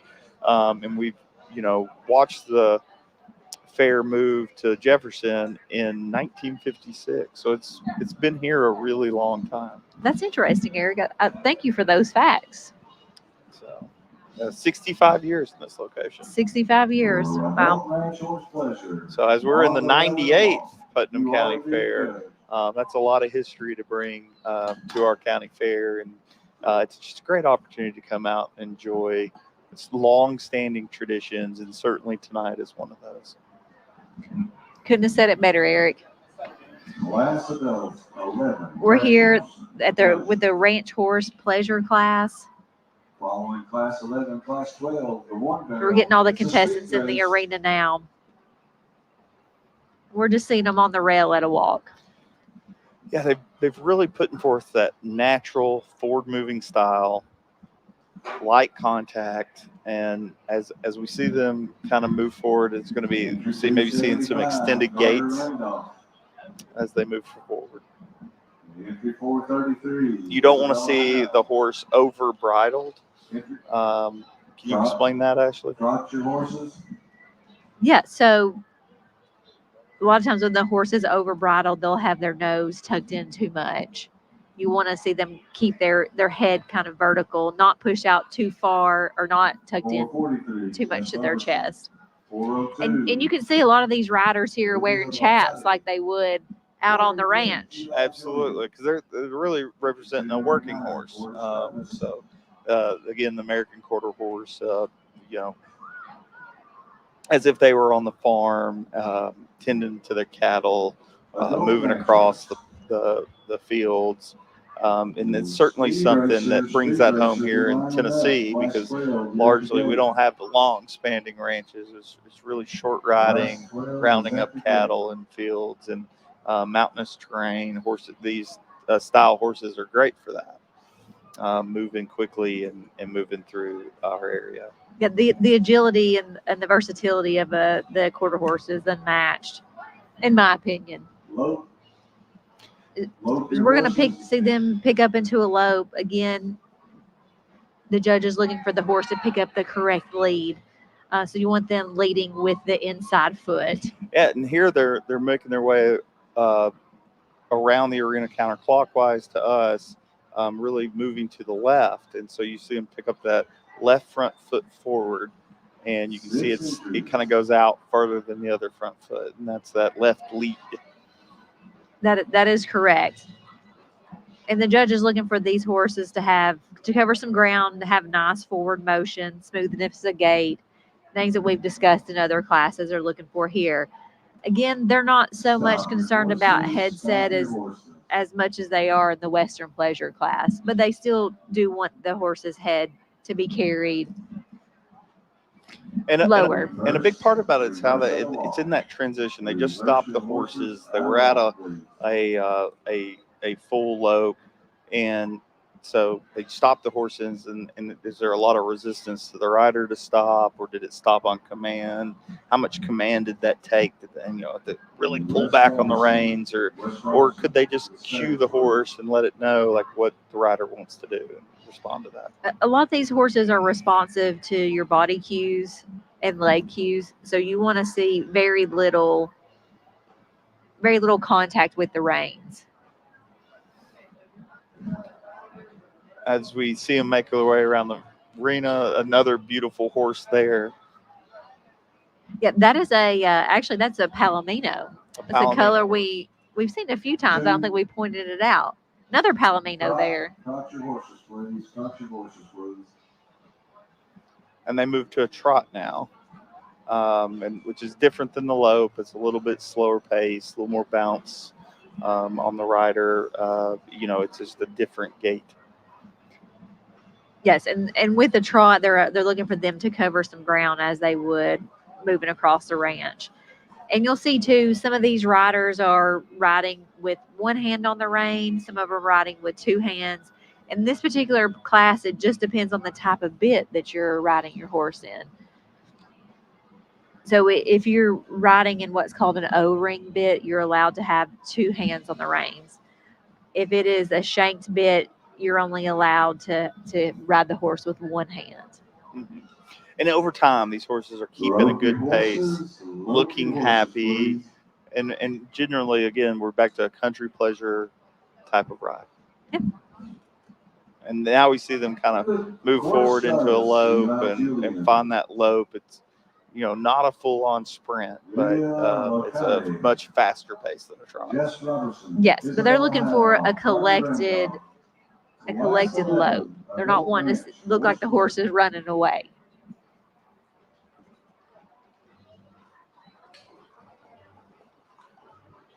And these riders are doing a great job showing their horses here. Stop your horses. Stop your horses, please. See them just react immediately to that command to stop their horse. And not a lot of rein pull there. That's just an important part of it. Yes.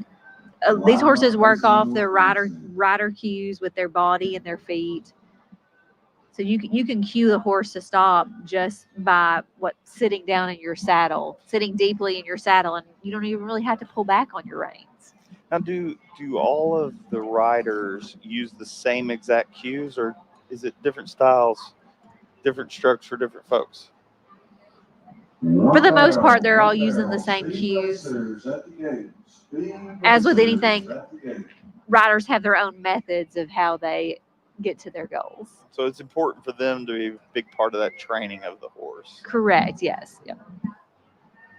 it all goes back to teamwork and becoming a team with your horse. And that just takes a lot of time, spending a lot of time with your horse, practicing, and just taking that time to mesh together.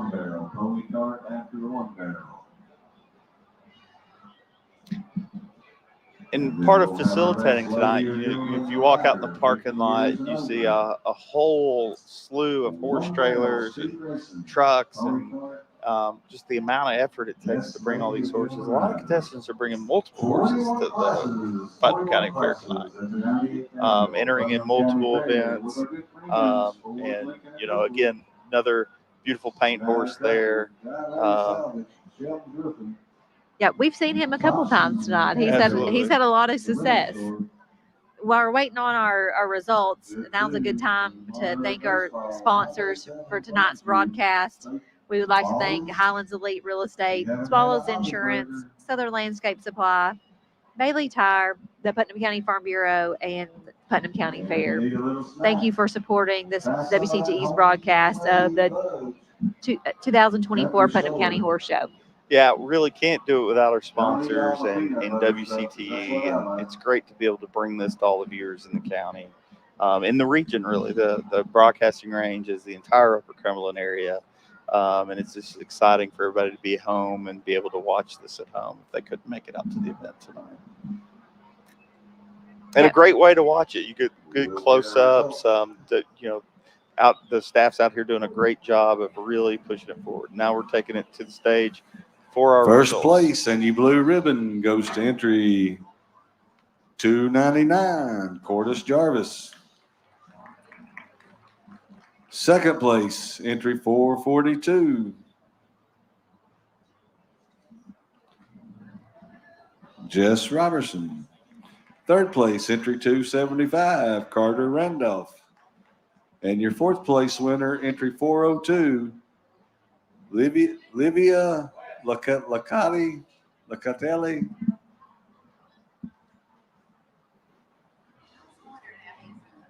We'll get set up for our one barrel.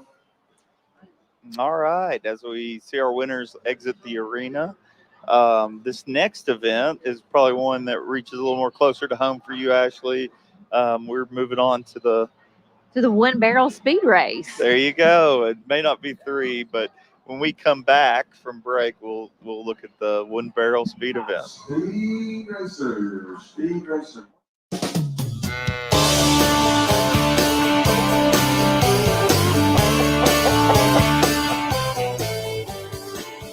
For almost 100 years, the Putnam County Fair has been bringing neighbors together and celebrating the rich agricultural heritage of the Upper Cumberland, and we're looking forward to the exciting years to come. Bailey Tire Company can align anything. Bailey Tire Company can service the needs of any heavy-duty and commercial vehicle. Bailey Tire Company can align your heavy-duty equipment with pinpoint accuracy. Bailey Tire Company, 6150 Roberts Matthews Highway in Sparta.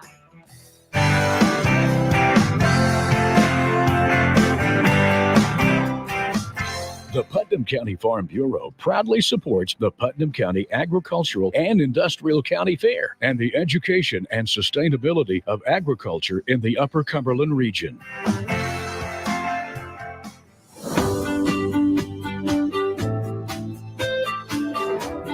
The team at Highlands Elite Real Estate are proud supporters of WCTE PBS and the Putnam County Fair.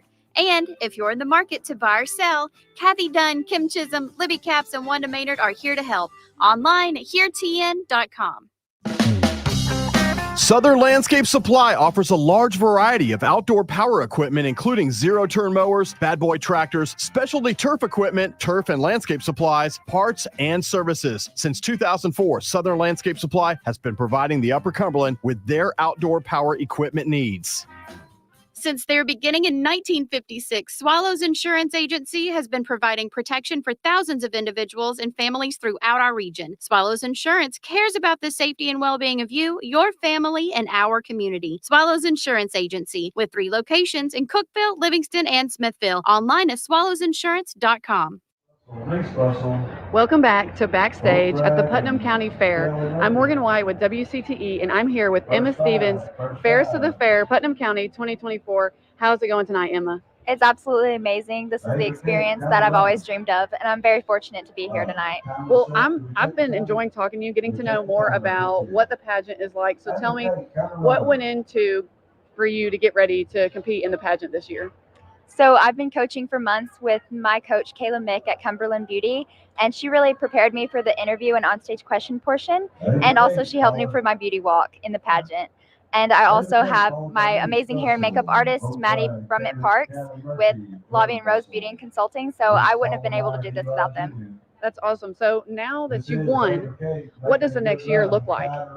The next year for me is going to be promoting the fair, working on my nonprofit, and going to represent my amazing county at state, and hopefully bring home that state crown. That's awesome. Yeah, and you're a Putnam County local. Woohoo! Yes. Go Putnam County, go Cookeville. So we were talking earlier about your nonprofit. Tell me a little bit more about that. So I established my nonprofit in 2023. It's called Emma's Noble Bunch, and I give out books to those who may not be as fortunate to have the access to literature on their own. And I do this by establishing book boxes throughout the Middle Tennessee area. And I've been so fortunate to place so many this year, and I hope to work at it as more as the 2024 Putnam County Fair of the Fair. That's great. So before I leave you tonight, for maybe little girls at home that are thinking about pageants or they don't know, what would you recommend? How do you get into something like this? Growing up, I was really shy, so I would recommend you to just go for it because pageants have done so much for me, and I wouldn't be the person I am today without pageants. Great. Nice talking to you, Emma. From those of us over here, we want to tell you we still have the rest of the weekend to go, so come on out to the Putnam County Fair, and back over to you, hosts. All right, and we're coming back to the arena here. Thank you for that great interview, Morgan, with the Fairs of the Fair. We were just talking about that earlier. What a great job they do for the community in the fair and all their events that they have to participate in. Not just at the fair, but throughout the year. They really get involved with the community. It's a big part of their duties after winning that honor. From my understanding, the Fairs of the Fair, they have to be here every night, correct? Absolutely, yeah. They spend the whole week at the fair. And what a good time that would be, just eating corn dogs and steak sandwiches every night. Living the life, huh? What's been your favorite food, fair food this year, Ashley? You can't beat Vinny T's Philly cheesesteak sandwiches. Absolutely. I mean, just stole it right from my mouth. I think if you could have one thing at the fair, it'd probably be that. Either that or a corn dog. You just can't beat a good old-fashioned fair corn dog with mustard and ketchup. And I like the little mustard and ketchup both on my corn dog. Traditionalist, right? Absolutely. Well, we're here. We're at the speed race. Actually the one barrel speed race is our next event we're going to be watching here tonight. And they're just now getting set up for it. So as they're working through that, there's a lot of great vendors here at the fair, activities to do, fair rides to ride. What's your favorite fair ride from back in the day? Maybe your childhood or whenever? Oh, it's been a while, but I distinctly remember the zipper. The zipper. That's an interesting fair ride. That one jerks you around quite a bit. Or Starship 2000. Mine certainly was Starship 2000. The gravity pull that you got going around on that thing was really interesting. You really never got a feeling other than that. Yeah, I've not had a chance to make my way around the Midway. I'm not sure if the Starship 2000 is still around. Well, and the older we get, the more we get attracted to the basketball hoops or the knocking down the clay bottles with a softball. I think the games kind of start to sucker me in more and more. Those are more our speed now, right? Absolutely. But it's really a good time for all here at the Putnam County Fair. It's our 98th fair here in Putnam County. We were kind of talking about that rich history, and it's hard to believe we've gone from a place where, you had railroads bringing people from Livingston to Cookeville just to attend the Putnam County Fair. They ran, at one point in history, they ran 3 trains to bring people into the fair each week. And it just, what an interesting time and thing to be a part of. Now, we've just got interstates and major highways bringing people to the fair. People come from all over to the Putnam County Fair. And it's really neat to think about that. that people used to go to such lengths to come to the fair. 17. And it's still a 563, tradition that is 17, enjoyed 563. today. Yeah, That people absolutely. travel from Looking all for over Jamie to come to our Dents. county Jamie fairs, and a lot of times that's the highlight of people's summers. And that last She contestant ready? we just saw is You ready, Jordan? 17.563 around the barrel. So just think about getting Jordan, all the way down there and come back in running. 17 seconds. You've really got to get that horse moving. Then we'll go to Eli. Yeah, so you're looking forward to run as fast as you can to the barrel and make a Class quick 12, turn around one it. barrel. You And should they're be all- lined And up at the gate. You can see Lined up Jordan at the here. gate. She's really going after it. She's got a lot of experience in this event. Jordan She's making a good run. been competing here for years.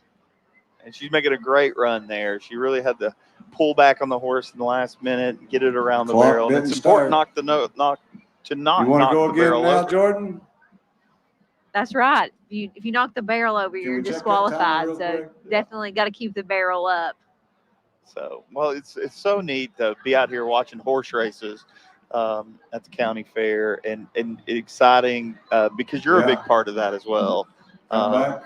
You know, your rich history. Yeah. And when you guys put All right, the horse Jordan, race out try it there in the again. field, Jamie's how many going. barrels? All right, 3 Jamie, go barrels ahead. that you put out there? For barrel racing, it is a 3 barrel Jamie, 3 barrel Jordan, and clover Eli. leaf pattern. So And now we see Jamie Demps come to the arena. Class 12, one barrel we've at the seen gate. we've seen Jamie compete in multiple events tonight. Jamie This is her Demps, mule Around Charlie, the barrel, headed for the gate. and they're kind of famous in the county fairs. This is probably one of the 11, fastest mules 777, you'll see. 11, 777. Charlie the Mule making a Good run. quick good run.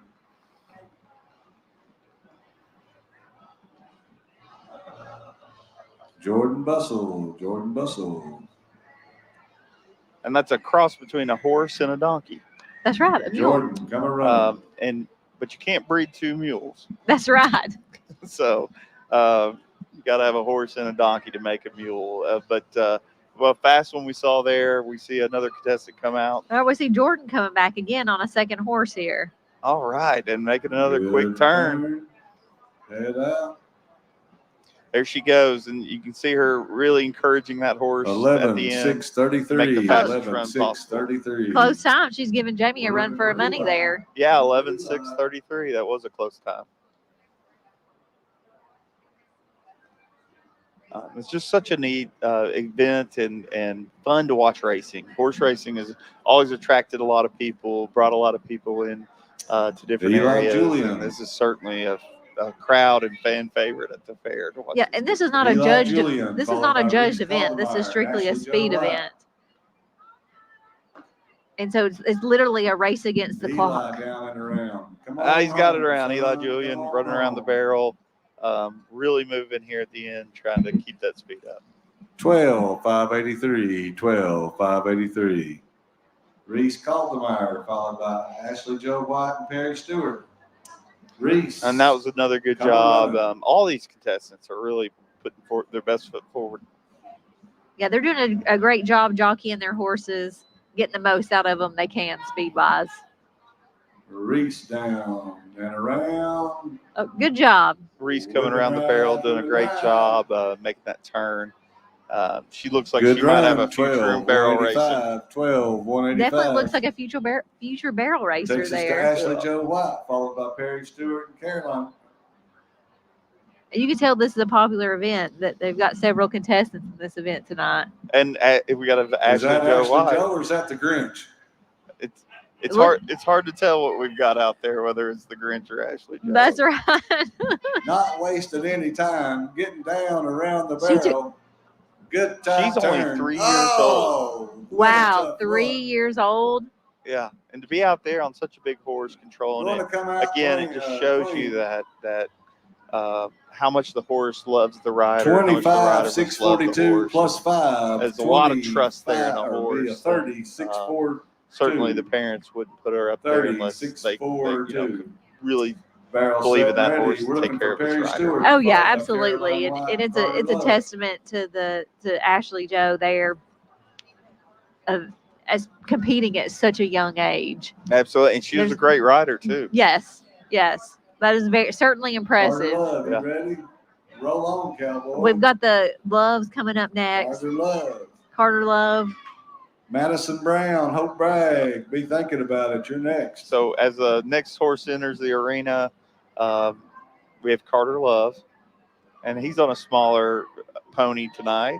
He really making it happen. He's got the hand in the air, just tearing down the arena floor. And Carter and his brother Colson, they compete in junior rodeos. And you'll see these boys roping and barrel racing and doing all the events. You can see as he encourages that horse down the arena. 2389, 2389. A great job for Carter tonight, getting the horse down there around the barrel and down the arena. So, just such a thrill to watch so many of these young kids participate with the older kids as well. I mean, we're really, when we get into racing horses, I don't think you grow out of being a kid. No, definitely not. You get that adrenaline rush. It's all about the adrenaline rush. This is Madison. All right, we see Madison riding her horse out right now. Not quite made the start. She's getting ready. And so she's going to work on encouraging her horse here. Once it gets going, though, it's going to be on. Following Madison will be Charlotte. Yep. Once Madison gets going, I'm sure it'll be burners will be on full blast.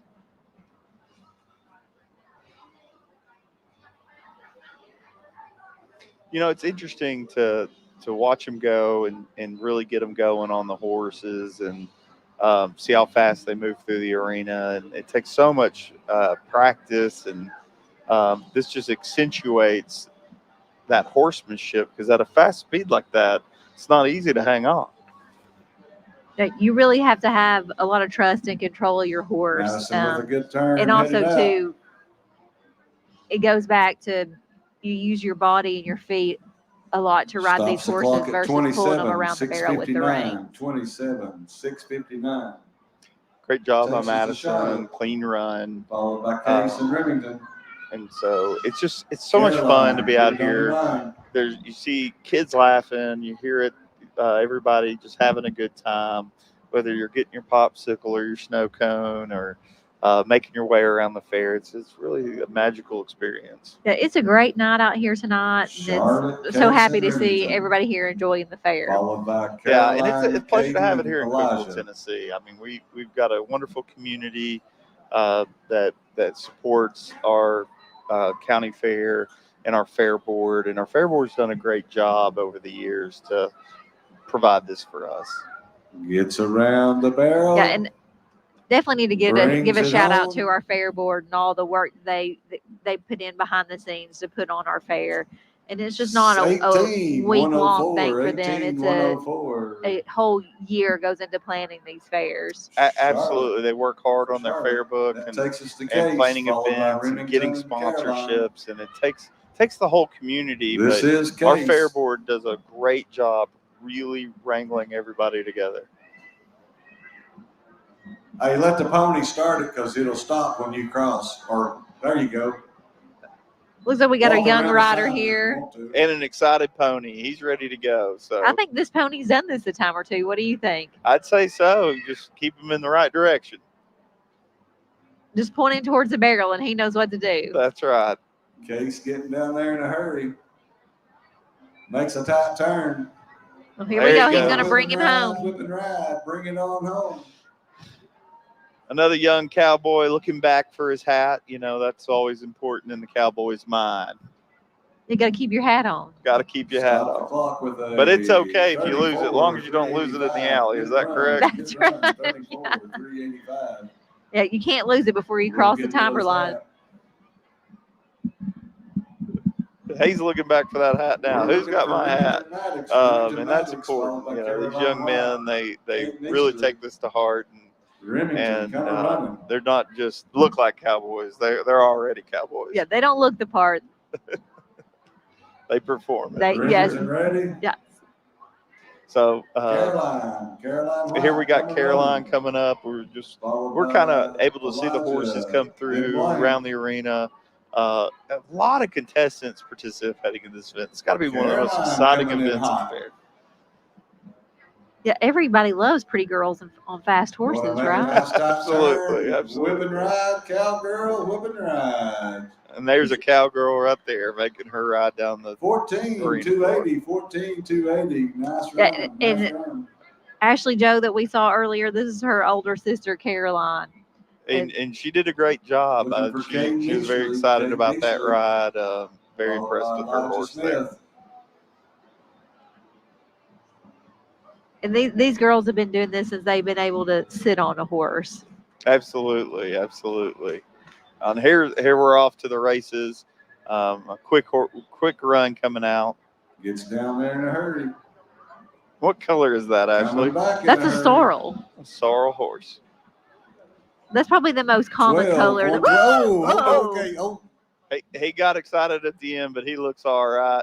That cowboy was riding it hard right out of the arena.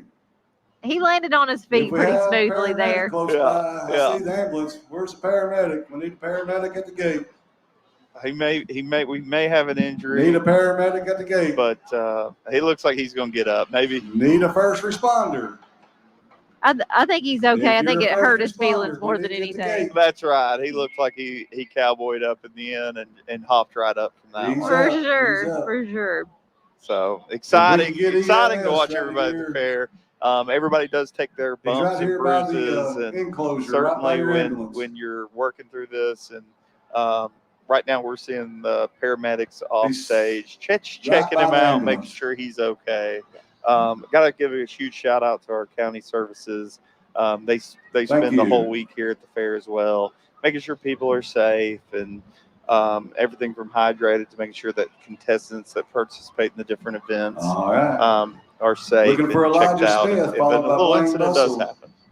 Yep. They're here to save the day. Absolutely. So Elijah, come and run. Very exciting. We're after a little pause, we're going to jump right back in, and we've got our next contestant.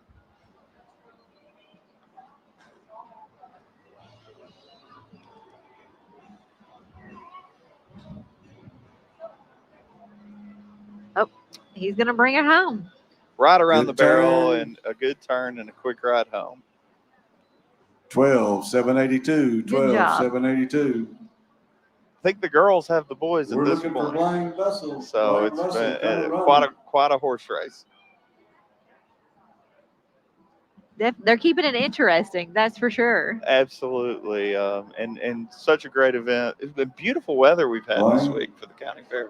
Oh yeah, we couldn't have asked for better weather this week. You see Blaine Bussell here. I mean, making that little pony rip. Oh yeah, go on, Blaine. Oh, the barrel's still up. He's got a good ride going, and he rode it all the way to the end. 680, slow him down here 680 for Blaine to rerun. Yeah. A great run for Blaine. Remington Maddox. Hey, he did what he had to do to keep that barrel up. Absolutely. He put the horse to the Remington test there. He sure did. We're going to class 13. So class 13, here we are at the county fair. Card.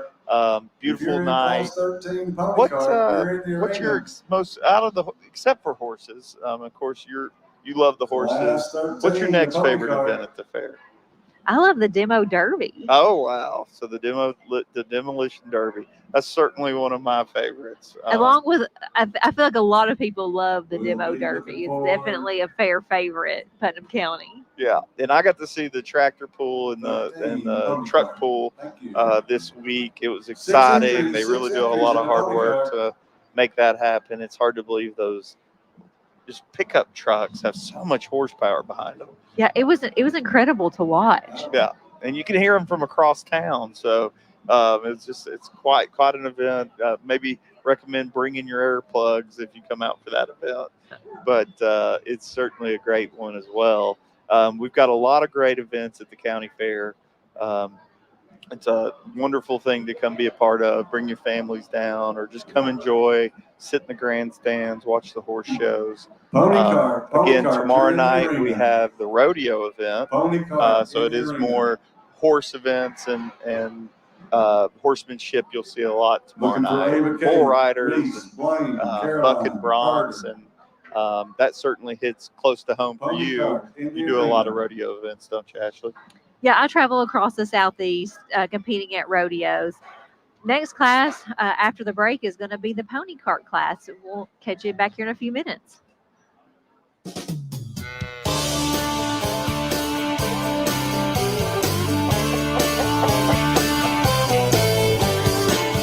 For almost 100 years, the Putnam County Fair has been bringing neighbors together and celebrating the rich agricultural heritage of the Upper Cumberland, and we're looking forward to the exciting years to come. Bailey Tire Company can align anything. Bailey Tire Company can service the needs of any heavy-duty and commercial vehicle. Bailey Tire Company can align your heavy-duty equipment with pinpoint accuracy. Bailey Tire Company, 6150 Roberts Matthews Highway in Sparta.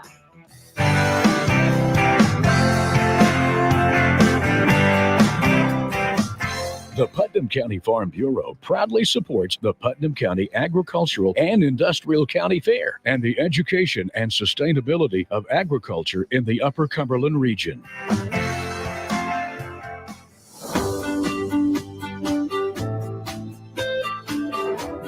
The team at Highlands Elite Real Estate are proud supporters of WCTE PBS and the Putnam County Fair.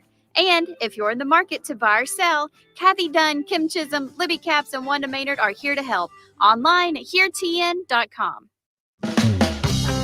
Southern Landscape Supply offers a large variety of outdoor power equipment, including zero-turn mowers, bad boy tractors, specialty turf equipment, turf and landscape supplies, parts, and services. Since 2004, Southern Landscape Supply has been providing the Upper Cumberland with their outdoor power equipment needs.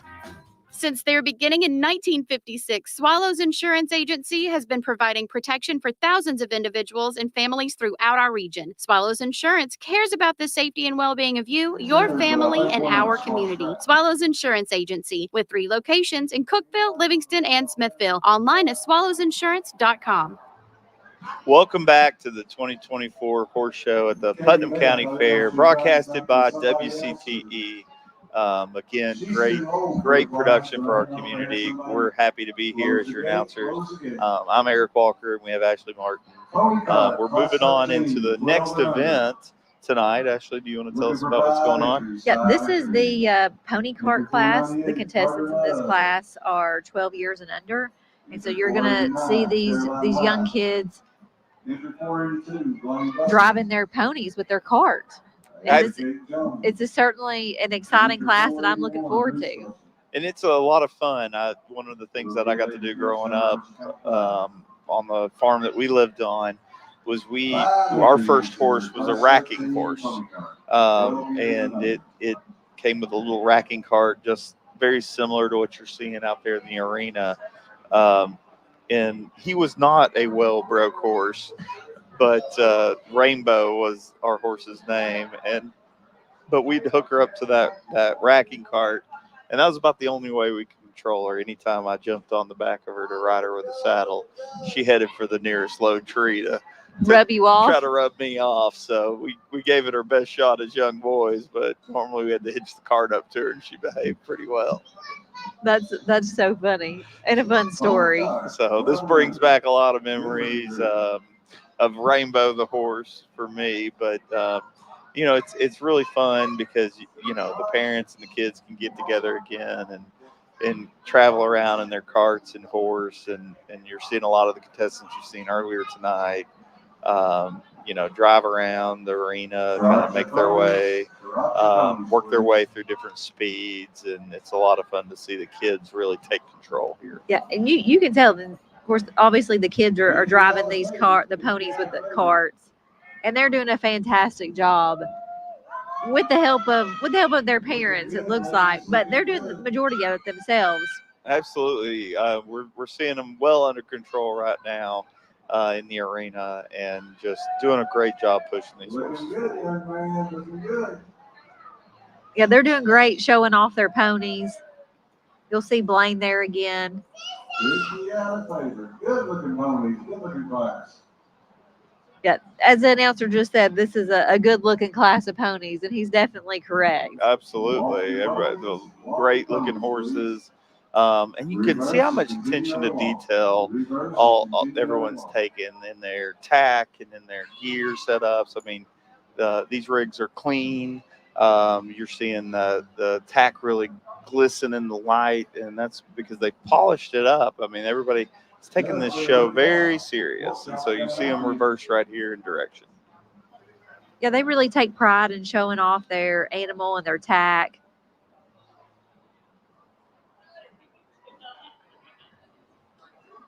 Carter Love, entry 498. Caroline White, entry 489. Doing a great job around the arena. That's just, another beautiful horse there. A couple horses with these blonde manes. Yeah, those are called palominos. So you'll see the golden body and the what's called the flaxen mane and tail, which is the blonde mane and tail. And the blade on the nose of that horse.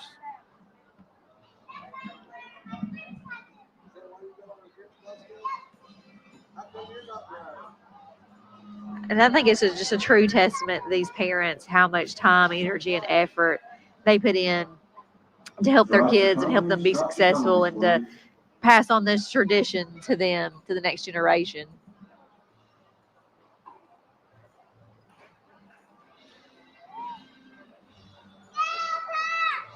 They've really got it going right by the stage here, and it's just so much fun to watch them take off. Ava Kate there steering that horse, and then we're on to another great horse and driver here. 498, Carter Love. As I've said multiple times, I would not want to judge this class. Absolutely not. They all deserve to be winners in this class. Great looking horses, great control by their drivers. Just absolutely doing a wonderful job. Again, pony cart 12 and over is what we've got going around the arena right now. They're working this class through, doing a good job, and you can see the dust stirring up behind these wheels as they move around the arena. The judges really taking care to pay attention to each horse and rider, or driver, I should say, as they move around and look at things.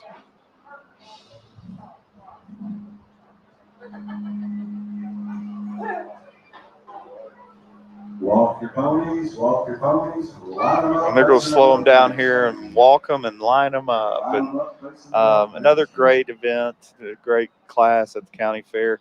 A few of the things we've got coming up. So if you're tuning in, stick around. I mean, we've got some great events coming up. The Hunter Under Saddle events coming up. The Light Shod horse, it's open up to everybody. That we're going to see different gaited horses out of that. And then we really get into some fun events like the Egg and Spoon race. That's going to be certainly a crowd favorite. Watch them try to tear down the arena with chasing that Egg and Spoon. Get to see some trail pleasure riding. Very similar to this class, we'll get an opportunity to see what I was kind of discussing from my childhood, the speed racking class and different types of horses there. We're also going to see the potato race and the rescue race. Yeah, and a class that I'm looking forward to is the Best Lady and Gentleman Rider, 50 years and over. And that's what we've got coming up next. Yes. So, this is going to be a really good, experienced rider class coming up. Yeah, and it just goes to show you that it doesn't matter your age, you can still enjoy horses. Absolutely. The judge is bringing the ponies in, lining them up. Hopefully we'll have our results in soon. 482, Wayne Russell. 489, Caroline White. 498, Carter Love. Class 13, the pony cart. We talked about the rodeo coming up in the fair tomorrow night. I believe that starts at 7 o'clock. Saturday night is going to be another big night at the fair. They've got live demonstrations at the fair, everything from spinning, weaving. The Middle Tennessee Antake Engine and Tractor Association has a display. They have a Pick Tennessee products display down here at the fair. There's a cornbread shack at the fair. That's something you got to check out. And there's also like cast iron cooking at the cornbread shack. So if you've got a cast iron at home, I'm a big fan of cast iron cooking. I'm big believer in using the cast iron pan, keeping it well oiled, making sure that you take care of your equipment. I've got my old grandmother's Griswold plan. We talked about my great grandfather. We didn't make pans in the family, but it was another brand of cast iron pan. But those are the best, right? From what I hear, if you're in the cast iron world. I guess it depends on the owner, but certainly I think so. But a lot of great cast irons made here in Tennessee with Lodge skillets. As we see the results being brought first to the place stage. winner with the blue ribbon, entry number 482, Blaine Bussell. Second place, entry number 415, Ava Kate Jones.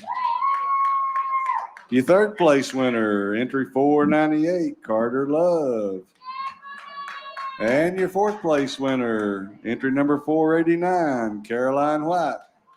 Thank you.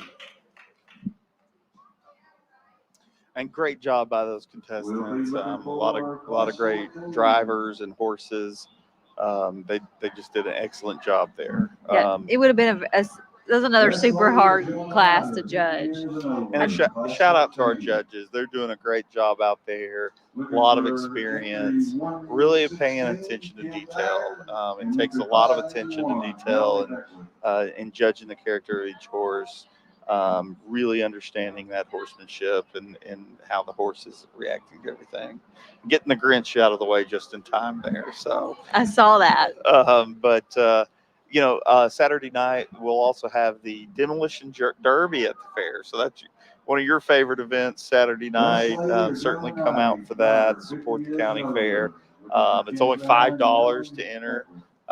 That's great for tomorrow night at the rodeo. Normally you have to pay a much higher fee to go see a full rodeo show, even the Lone Star here in Putnam County.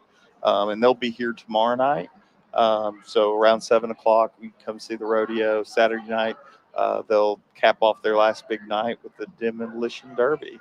And just a lot of great events to come out and see, including this horse show.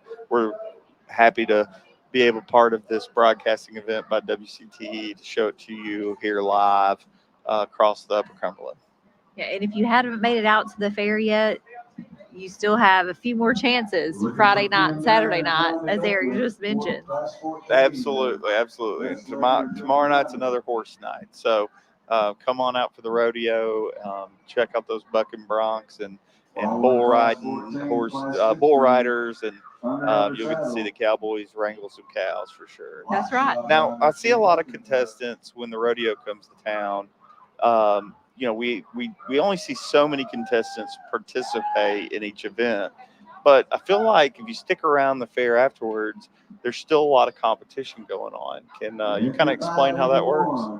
Yeah, so there's only so many contestants that can compete in each event during the performance of the rodeo. So a lot of times, they limit that to 11 or 12 contestants per event, but there are more entries past those 11 or 12 that perform in the performance. So they have what's called a slack after the rodeo for those who weren't in the actual performance, and they still compete for money. So they compete for the same thing that the performers in the rodeo, and it's really more luck of the draw on whether you get to perform in the performance or in the slack after. Yes, it is a complete luck of the draw, random draw, whether you get chosen to be in the slack or the performance. And now tonight, it's all about Putnam County and the Putnam County Horse Show. We're seeing local riders ride local horses. Tomorrow night, it'll be a lot different. We see cowboys and cowgirls come from all over Tennessee and even other states. How many rodeos can you do in a weekend? A lot of the dedicated cowboys and cowgirls, they might try to hit 3 or 4 rodeos a weekend, just depending on the timing and if the rodeos are in close proximity to each other. And so they'll take these horses from rodeo to rodeo, sleep in their trailers or trucks, and turn them out in local pens and just really try to push, because at the end of the year, they're really working hard to make the most money they can so they can compete at a higher level. That's right, Eric. Right now, this is the best lady and gentleman rider class. And so this is for contestants 50 years and older. Some very experienced riders getting out there now. And you can tell they've got beautiful horses, really well trained, making their way around the arena. Just some great contestants and great riders. Oh yeah, absolutely. You know, and I mentioned the multi-generational aspect of the Putnam County Fair. You'll see Kim Randolph, that's Jamie Demps, that's her aunt. You've seen Ava Kate. You've seen 3 generations of cowgirls compete here tonight at the Putnam County Fair. That's amazing. Watching multiple generations get together, share in the same events, and you can just see that deep-rooted family tradition. It's really special to watch and really special to be involved in.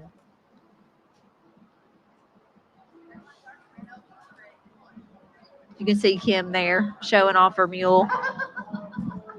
Now, is that Charlie the mule, or is that a different mule? I think so. I think that's Charlie the mule.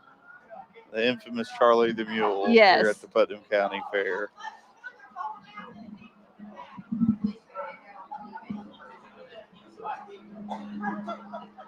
So it'll be exciting to see riders from all over Tennessee and the Southeast coming tomorrow night, really putting their horses to the test. Just as it's been exciting tonight to see our local riders and their traditions followed and really put their horses out there. And tonight we're seeing more of a judging performance. Tomorrow night we're going to see more timed events. Walk your horses? Yes, there will be some timed and judged events. Of course, the bull riding, bareback, saddle bronc, those are judged events. But some of the other events like calf roping, breakaway roping, team roping, and barrel racing are all timed events. So you're competing against the clock and the livestock too. Yeah. And so it's luck of the draw what livestock you pull out to see if you're going to go rope some livestock or ride some livestock tomorrow night. And they have both, nothing like seeing somebody get bareback on a buck and bronc and be let out of the gate. It's one amazing thing to watch. I wouldn't want to do it, that's for sure. Absolutely. Some brave young men, and a lot of them are from our area. So you'll see a lot of local contestants and a lot of contestants from the Southeast here tomorrow night. And it'll be an exciting thing that you can watch on WCTE and their coverage of our county fair. And what a great job WCTE does broadcasting these events. And we can't thank them enough for bringing this broadcast to everyone at home tonight. Absolutely. It's really getting it around our region, and just a huge part of our community in our entire region. Yeah, and speaking of that, this broadcast wouldn't be possible without the sponsors, which are Highlands Elite Real Estate, Swallows Insurance, Southern Landscape Supply, Bailey Tire, the Putnam County Farm Bureau, and the Putnam County Fair. Yeah, we really want to give a huge shout out to our sponsors of this broadcast and thank them for being a part of this and making this happen for our community. Absolutely, Eric.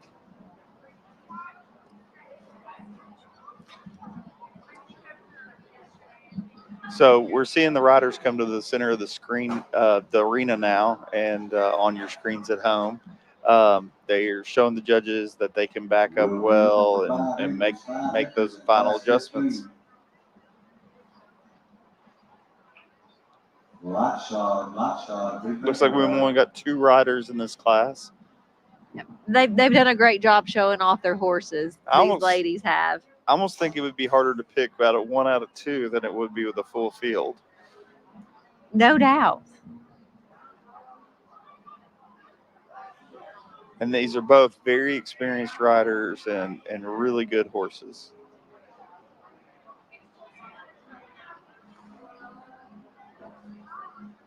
You can tell these ladies, they've been competing for a long time. Oh, yeah, yeah.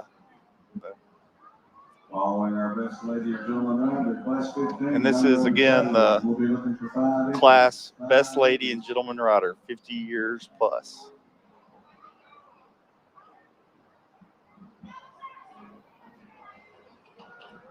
And tonight we will find out the best lady. Yes, the best lady. The men, they were afraid to compete. Absolutely, And absolutely. first place, blue ribbon winner, entry number 581, Melanie Beckwith. Second place, entry 116, Kim Dyer.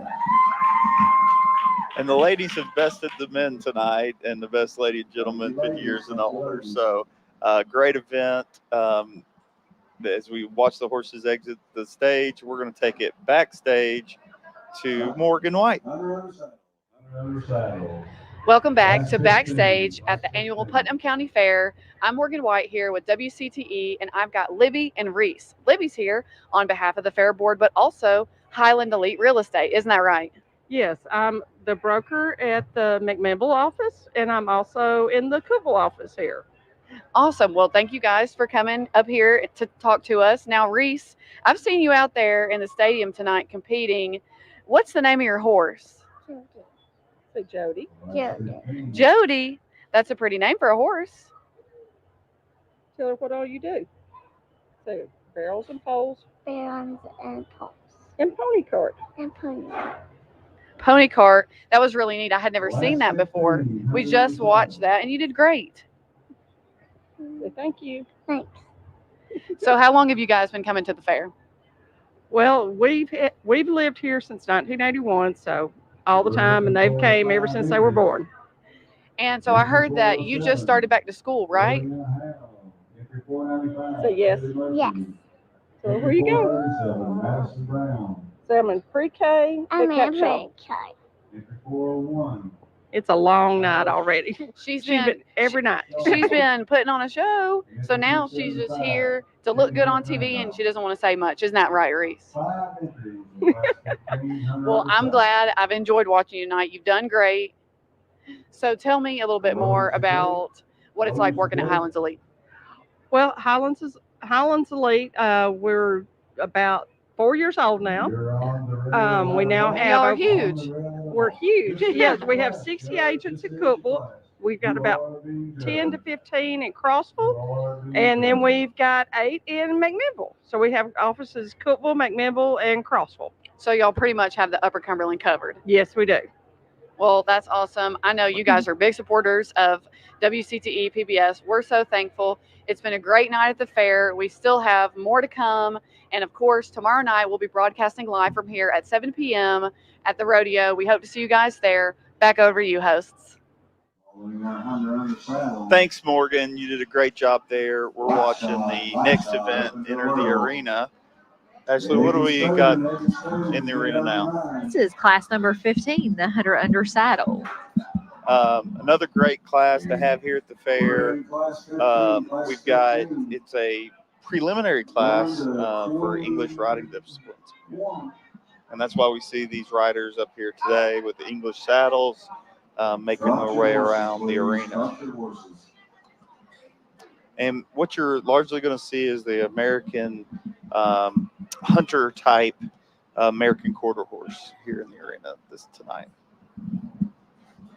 And you'll see some different tack and different attire than what we've seen in the other events tonight. You'll see the English saddle, and they're in traditional hunter under saddle attire, which is the breeches and the coat and helmet.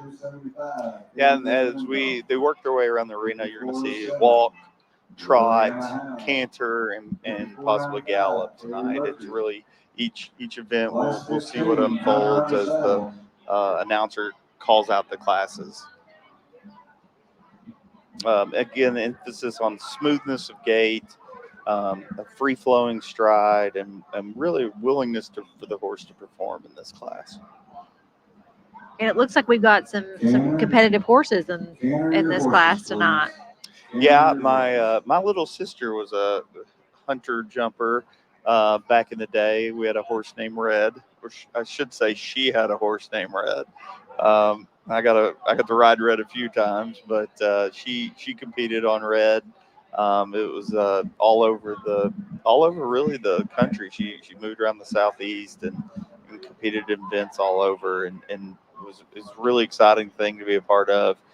Really took to the English saddle riding, Old Red, he was a good old Western cut horse, and he really took to this event in his training, and they trained him from another discipline into the 100-jumper class, and I took him on. This is something you'd see the horses go on fox runs, where they chase the foxes through the woods. Those still traditionally happen, and there are some in Tennessee. So a lot of these riders may have or may not have participated in something like that, where you get the very traditional hunting style horse where you're really going after the prey in the field. That's really interesting, and like we've mentioned several times, there's various different events that you can do on horseback, and it just goes to show you the versatility of the horse in general. So there's something you're interested in, they likely can do it. Absolutely. And one of the requirements in this class is, like, you'll see that they're all wearing the English attire. It's a different style than what you've seen on the other horses.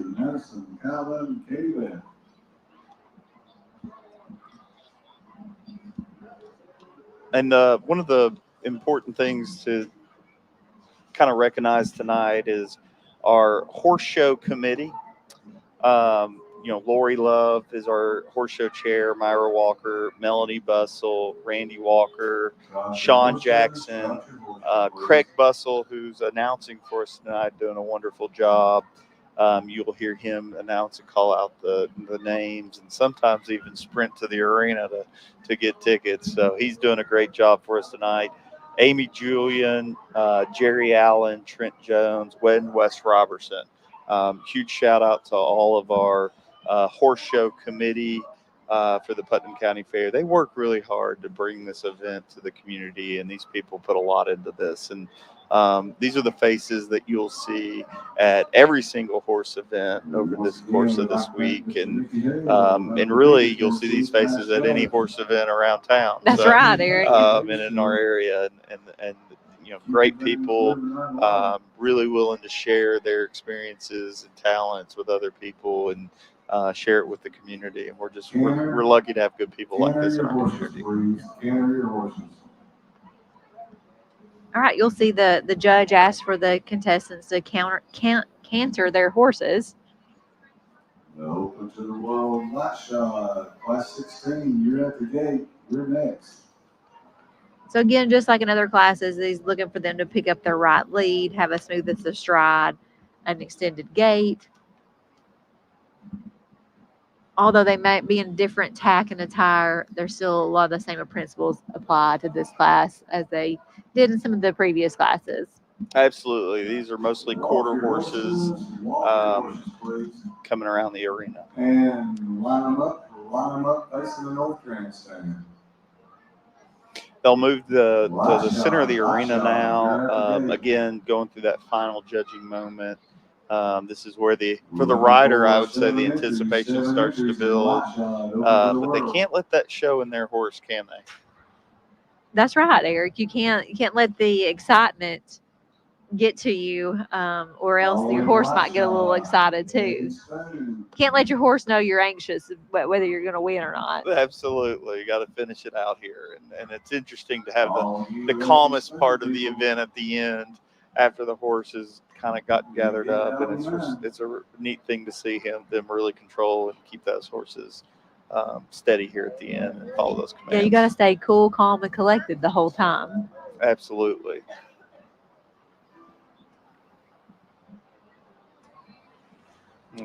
Great responsiveness to the rider, steadiness in that horse, as they're standing there. And they're kind of evaluating them throughout. They're not just looking at one particular time. They're evaluating them different times, looking back at different horses, making sure that over time, throughout the course of the entire class, these riders and horses have performed at where they should be performing. Cumberland Funeral Home, Monte Carlo Appraisal, Reliable Inspection Service, Presley Funeral Home, Volunteer Heating and Cooling, Will Robertson, Attorney at Law, Appliance Mart, Putnam County Tree, Sam Stout, U.S. Bank, Valley Ford, Vanderfordy Electric, Joseph Roberts Construction, and as always, Dry Levy Salvage, Ford Lincoln of Cookeville, Shelton's Roofing, and Snyder's Tractor, all making tonight's possible here at the 98th Annual Putnam County Fair. As we got your results. Get the results in. For Class 15, Hunter Under Saddle. First place, Send You Blue Ribbon, entry 275, Katie Beth Randolph. Second place, entry 495, Kaylee Murphy. Your third place winner, entry 401, Kayla Schumer. And your fourth place winner, entry 407, Lillian Howell. Thank you, ladies. Open to the world, Lot Shot.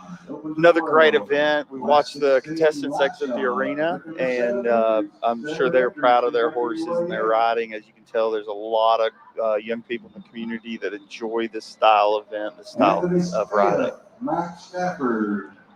We're moving into the light shod open to the world class number 16. Yeah, and that's They'll be where making their way into the arena. And for those at home that aren't horse people, what does it mean to shod a horse?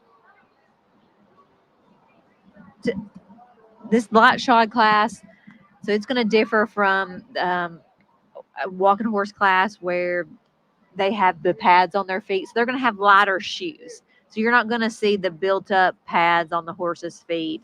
They're going to have more of a lighter, natural shoe. Gotcha. And so we get to see a different type of riding style. We'll see a lot of the same horses we may have seen in the other events earlier in the night. But it's really, possible. We're focused on not seeing those heavier shoed horses in this class. Correct. So when to shod a horse means the tacking process of getting the horse shoes on the feet. Yes, it is. They are referring to the type of shoe that the horse has on its foot. It takes a special person to put a horseshoe on their foot, doesn't it? Yeah, it's called a farrier. Yeah, and that's not an easy job. Sometimes the horse doesn't always want to act right to get their feet trimmed and nailed the shoe into.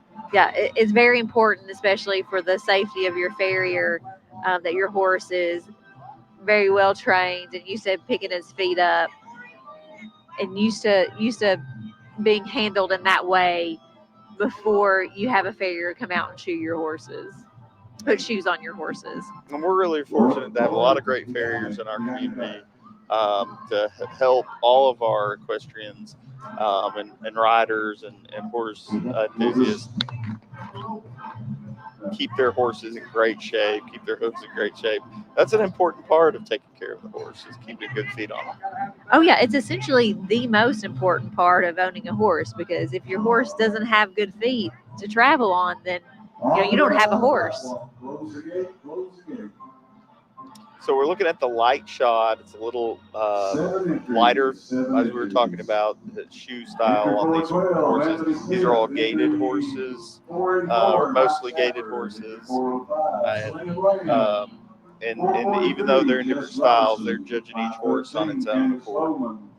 433, Isabella Howe. Yeah, so in this class, the judge is looking for obviously the motion of their head, and they're wanting to see some action in their front feet. Class 16, you're not shod, open to the world. On the rail and a run walk. All right, so he's asked them to go on the rail at a running walk, so they're going to pick up their pace here, and you're going to really start seeing those horses get that signature Tennessee walking horse head shake there. And that's really what the judge is looking for. It's amazing to see how much movement comes from the horse, but how smooth the riding style is. It really keeps the rider pretty smooth throughout the process. Oh, yeah. The walking horses are arguably the smoothest horses to ride out there. So if you're going on a long trail ride, you'd probably pick a walking horse over a quarter horse any day. Well, I just picked the horse I've got in the barn, but certainly would love to try out a walking horse sometime. But it's a great event, and we're seeing these horses, a lot of them that competed earlier, come out and do a great job in another class. I always love to watch these horses. They are such animated. They're so animated. Stop your horses, please. And we watch right here, just real quick, how fast those horses respond to their riders, how they turn, how they interact around other horses, and just making sure those transitions are smooth and coordinated with the rider. Last 16, Lot Shot, open to the world, the 98th annual Putnam County Fair. Entry for 12, Anthony Smith, 484, Mike Stafford.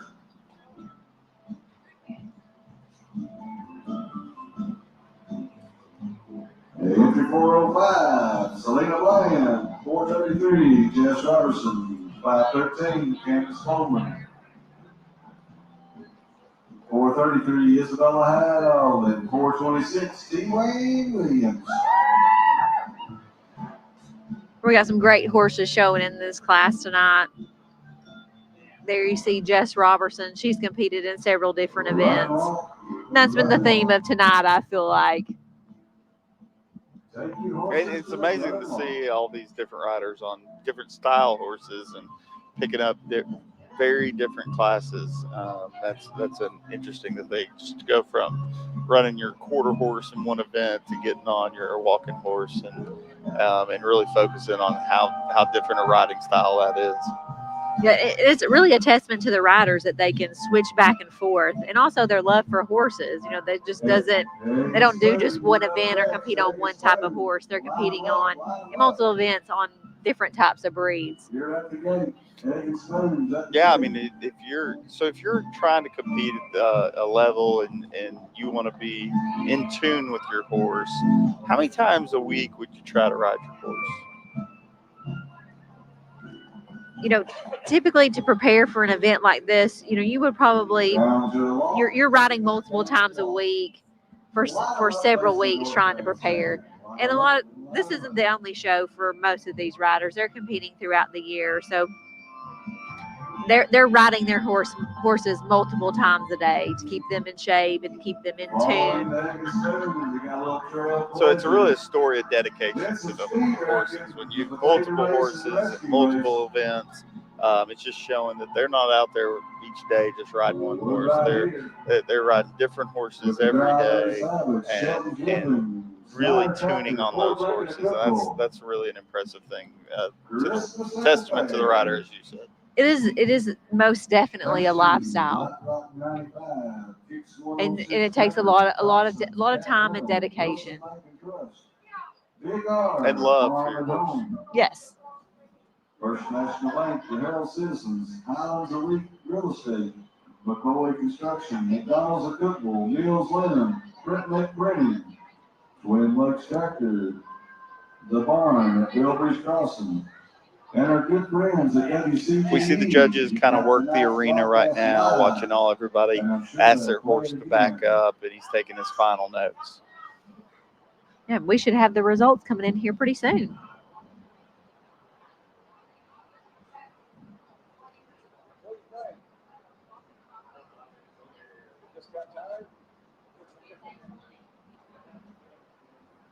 This has been another great class, and the judge is taking his time here making his final selections.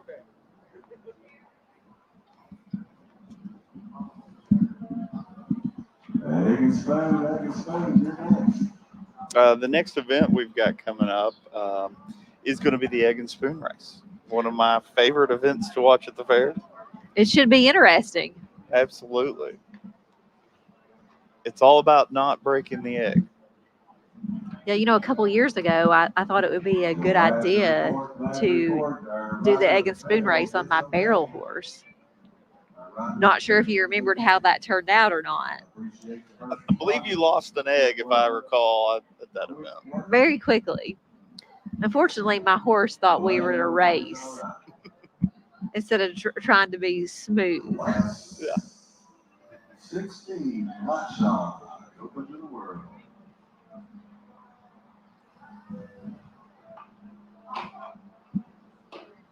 It'd be nice to have either a walking horse or one of those nice Western pleasure horses for the egg and spoon race, just to keep that smooth riding style.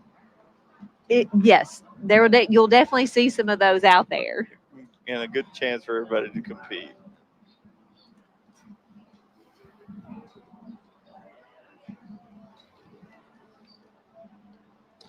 The judge is making his final selections.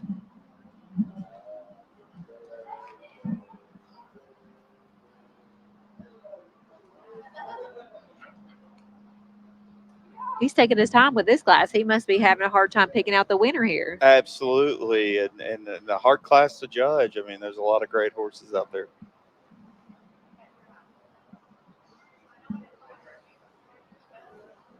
All right, it looks like we should have our results coming in any second now. So the farm animal of the fair today was the goat. No kidding. Absolutely. It was the farm animal of today. Each day they recognize a different farm animal here at the Putnam County Agricultural Fair. We watched the results be brought to the stage.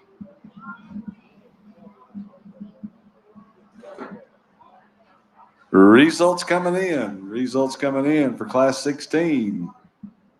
Making the blue ribbon ride, entry number 426, T. Wayne Williams. Your second place winner, entry 433, Jess Robertson. No, I'm sorry, 433, Isabella Howe. Second place, entry 433, Isabella Howe. Third place, entry 484, Mike Stafford. And your fourth place winner, entry 412, Anthony Smith. Thank you. Great job to those contestants. Excellent job riding around the arena tonight, showing off their horses and their riding styles. As they make their way over the arena, they're going to be getting set up for the egg and spoon race. So that certainly takes some time. All the riders are queuing up over here at the side of the grandstands with their spoons in hand at the moment. They'll be passing out the eggs, and it's all about not losing that egg. But there's some rules with this as well. You got to make sure that you're not hanging on to the egg and you're just holding the spoon. So, That's right, Eric. Yeah, there's certainly some strategy involved in how you carry your spoon in this event. So when we're starting out, we'll see them have their hands on holding the eggs and certainly not trying to drop it before they get started. So great event. You can see the horses coming behind us now, and everybody entering the arena, getting ready to get going for the egg and spoon race. Yeah, and you can see here the winner from our previous class, the light shod class. He's taking his blue ribbon trip around the arena there. That's always fun to watch. Absolutely.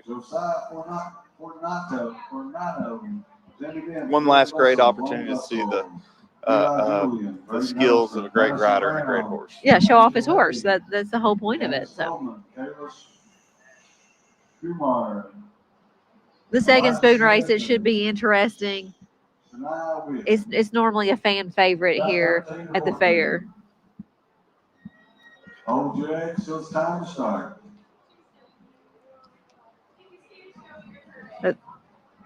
We got lots of contestants in this event tonight. They're still getting all the eggs and spoons handed out. We'll get us a couple volunteers spread it out.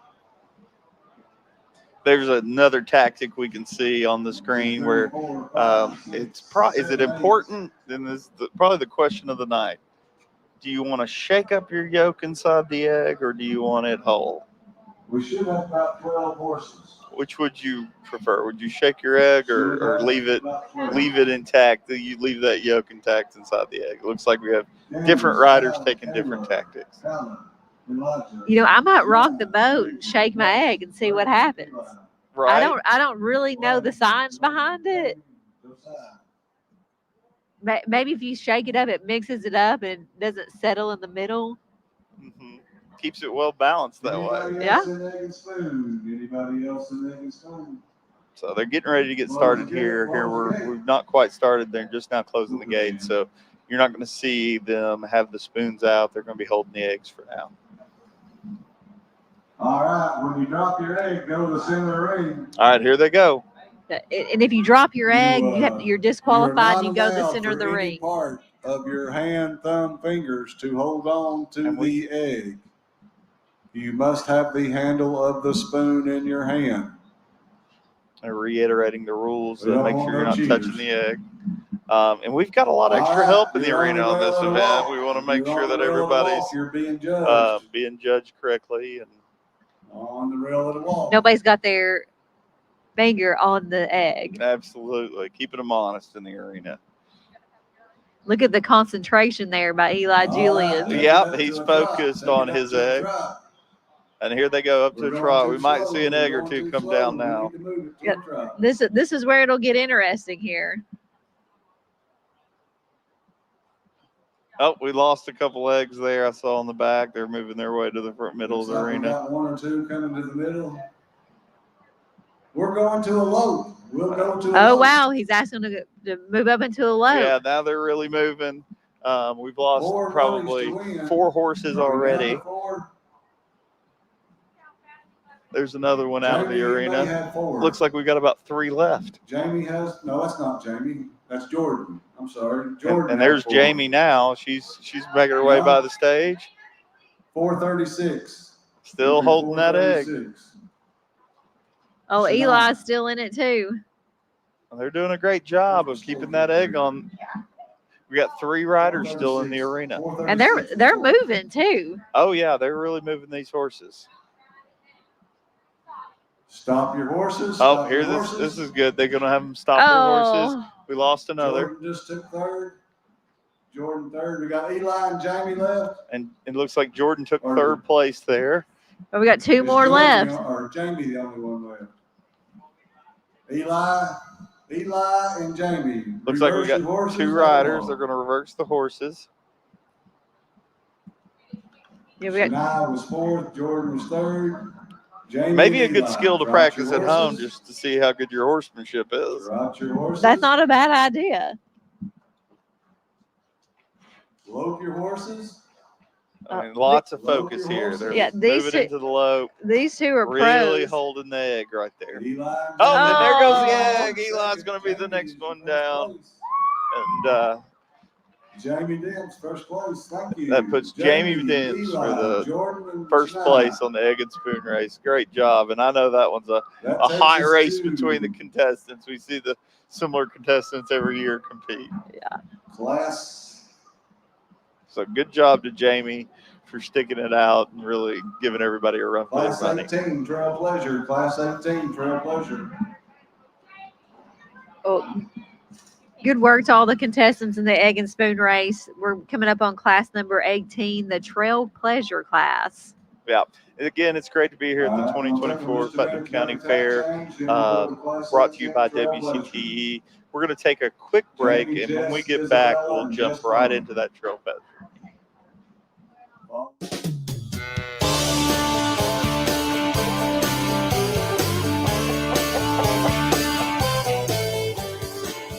For almost 100 years, the Putnam County Fair has been bringing neighbors together and celebrating the rich agricultural heritage of the Upper Cumberland, and we're looking forward to the exciting years to come.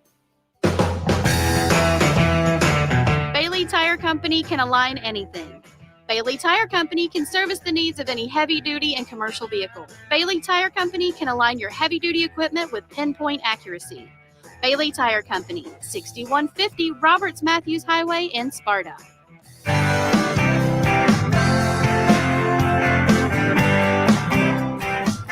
The Putnam County Farm Bureau proudly supports the Putnam County Agricultural and Industrial County Fair and the education and sustainability of agriculture in the Upper Cumberland region.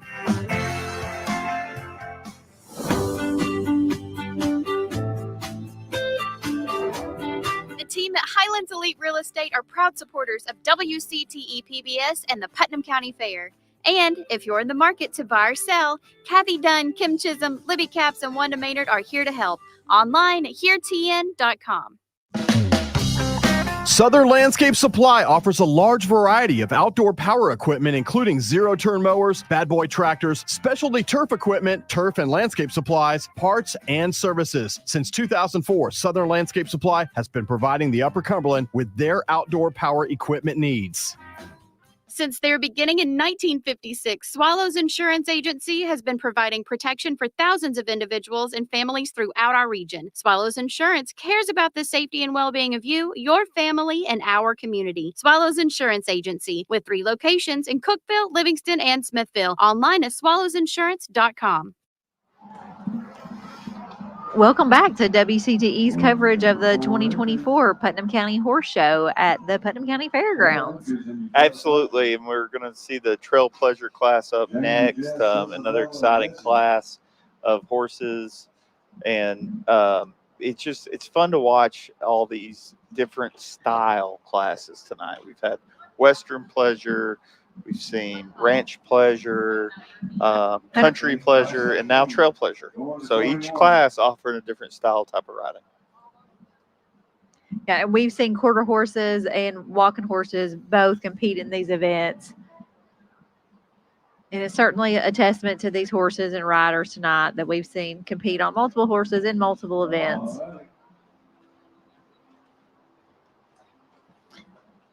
Entry 484, Jamie Dance. 443, Jess Robertson. 433, Isabella Howe. And 319, Jesse Bowman. Close the gate, close the gate. You're on the rail at a flat walk, on the rail at a flat walk. You are being judged. You are being judged. All right, so you see the horses moving around the arena at a flat walk. And with the Trail Pleasure class, even though this is a gated class and some of the other events we've seen the riders compete in English saddles, this class, the riders are in a Western saddle. So that's one of the differences in some of the gated classes that we've seen earlier tonight. And we're seeing that young mule from earlier back out with Jamie Dibbs. Or am I missing that? That may be a horse. I couldn't tell from across the arena. But we've got some great riders in the arena, and we'll be working through that. Once again, we sure appreciate all the exhibitors coming out and making tonight's show. All the fans in the stands, we thank you. We couldn't have the 98th annual Putnam County Fair without you. What a great job our announcer, Craig Bussel's done tonight announcing this horse show.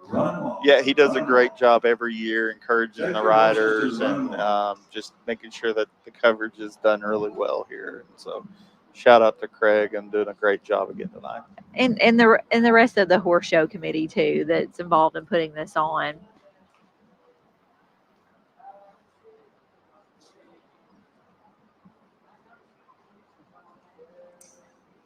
Don't forget, tomorrow night, Lone Star Rodeo right here in the main arena. The riders make their way around the arena now and just doing a good job on the Trail Pleasure class. Some of the toughest cowboys and cowgirls all over the southeast will be right here.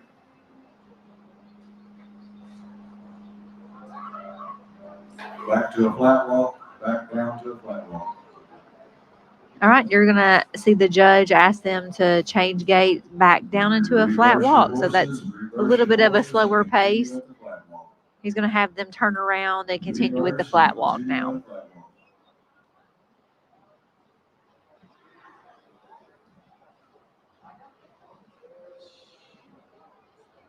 Entry 443, Jess Robertson. Entry 433, Isabella Howe. Entry 319, Jesse Bowman. Entry 484, Jamie Dibbs. And you see there's another paint horse got that signature head shake that we're looking for in these gated classes. They sure are beautiful to watch, aren't they? Mm-hmm. The great looking horse here coming by the stage.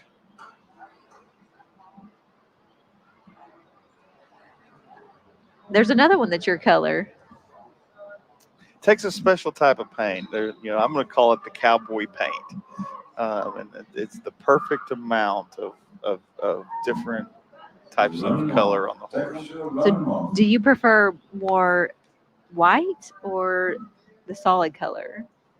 It's almost even. I'm probably just a hair more solid than white, and personally, it may be the color of my own hair, but I do like a good red horse.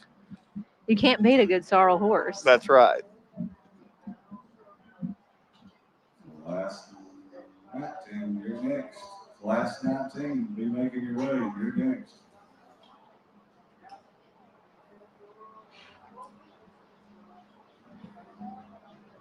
You see Jessica Robertson there. She's competed in multiple events tonight, as well as Jamie Dents. You've heard us mention her name several times.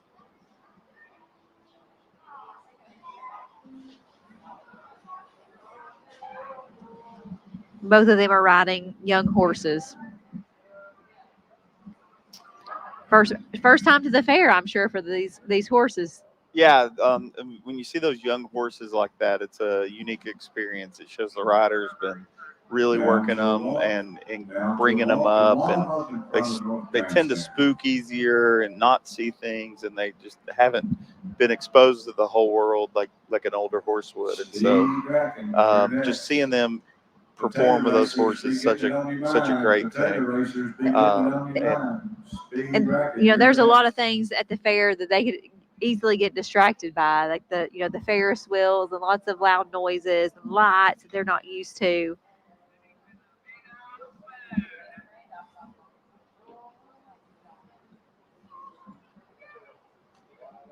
Now we watched the judges finish up on one of our final classes tonight. Just work through the rest of these contestants and let them kind of finish queuing up their horses there in the middle of the arena. See the beautiful Christmas trees in the background. The fair board went all out this Christmas. You see a lot of decorations, Christmas lights around the fair. It's amazing how great of a job they do, and how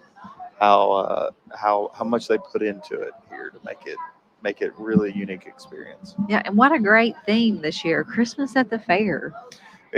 Why couldn't it be Christmas all year round? Christmas every day. That's what my dad says. It has felt that way for the last week. Yes, it certainly has. But the judge is making his final selections here, and hopefully we should have the results in soon. Yeah, they're just kind of working through the horses there. We've had a great time. Thanks. Want to thank a few of our sponsors for a great evening here at the fair, and everyone who's helped us bring this broadcast forward with WCTE. Just take a moment to recognize them. Yep. The sponsors for tonight's broadcast are Highlands Elite Real Estate, Swallows Insurance, Southern Landscape Supply, Bailey Tire, the Putnam County Farm Bureau, and the Putnam County Fair. And here we go to our results. For Class 18, the Trail Pleasure class. Your first place blue ribbon, entry 433, Isabella Howe. Second place, entry 443, Jess Robertson. Third place, entry 319, Jess Bowman. And your fourth place winner, 484, Jamie Demps. Thank you. Just thank those great riders for doing a great job tonight. That'll be our final event aired tonight on WCTE. We're going to watch these riders leave the arena. We've just had a great time sitting around watching the horse show, enjoying being at the fair. It kind of brings back some memories, brings back those childhood memories of getting involved with horses, and just being able to be here and be a part of this is such a great opportunity, and couldn't be here without viewers like you. Just supporting your local PBS station, making sure that our community has such a great resource here in the Upper Cumberland, and everything that they bring to our community. Yeah, absolutely, Eric. I mean, the WCTE is a valuable asset to our community, and they bring lots of good broadcasts to the community here. Yeah, a lot of great channels and things to watch for WCTE. You know, you can catch the rest of the events here at the fair, and you know, I've appreciated having my co-host here, Ashley Martin. She's done a great job tonight. We love being here with you, our viewers at home, and I'm sure you would love to go straight to the source and ask the horse, but of course, you're stuck with us tonight. We've had a great time being here with you, and it's just such an exciting time. Yeah, and that concludes our broadcast of the 2024 Putnam County Fair. Thank you for watching WCT's live coverage of the 98th Annual Putnam County Fair Horse Show. Tune in tomorrow for the rodeo from 7 p.m. to 10 p.m. and have a good night. Since their beginning in 1956, Swallows Insurance Agency has been providing protection for thousands of individuals and families throughout our region. Swallows Insurance cares about the safety and well-being of you, your family, and our community. Swallows Insurance Agency, with 3 locations in Cookeville, Livingston, and Smithville. Online at swallowsinsurance.com.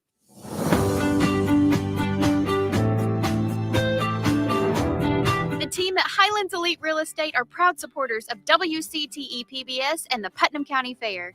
And if you're in the market to buy or sell, Kathy Dunn, Kim Chisholm, Libby Capps, and Wanda Maynard are here to help. Online at heretn.com.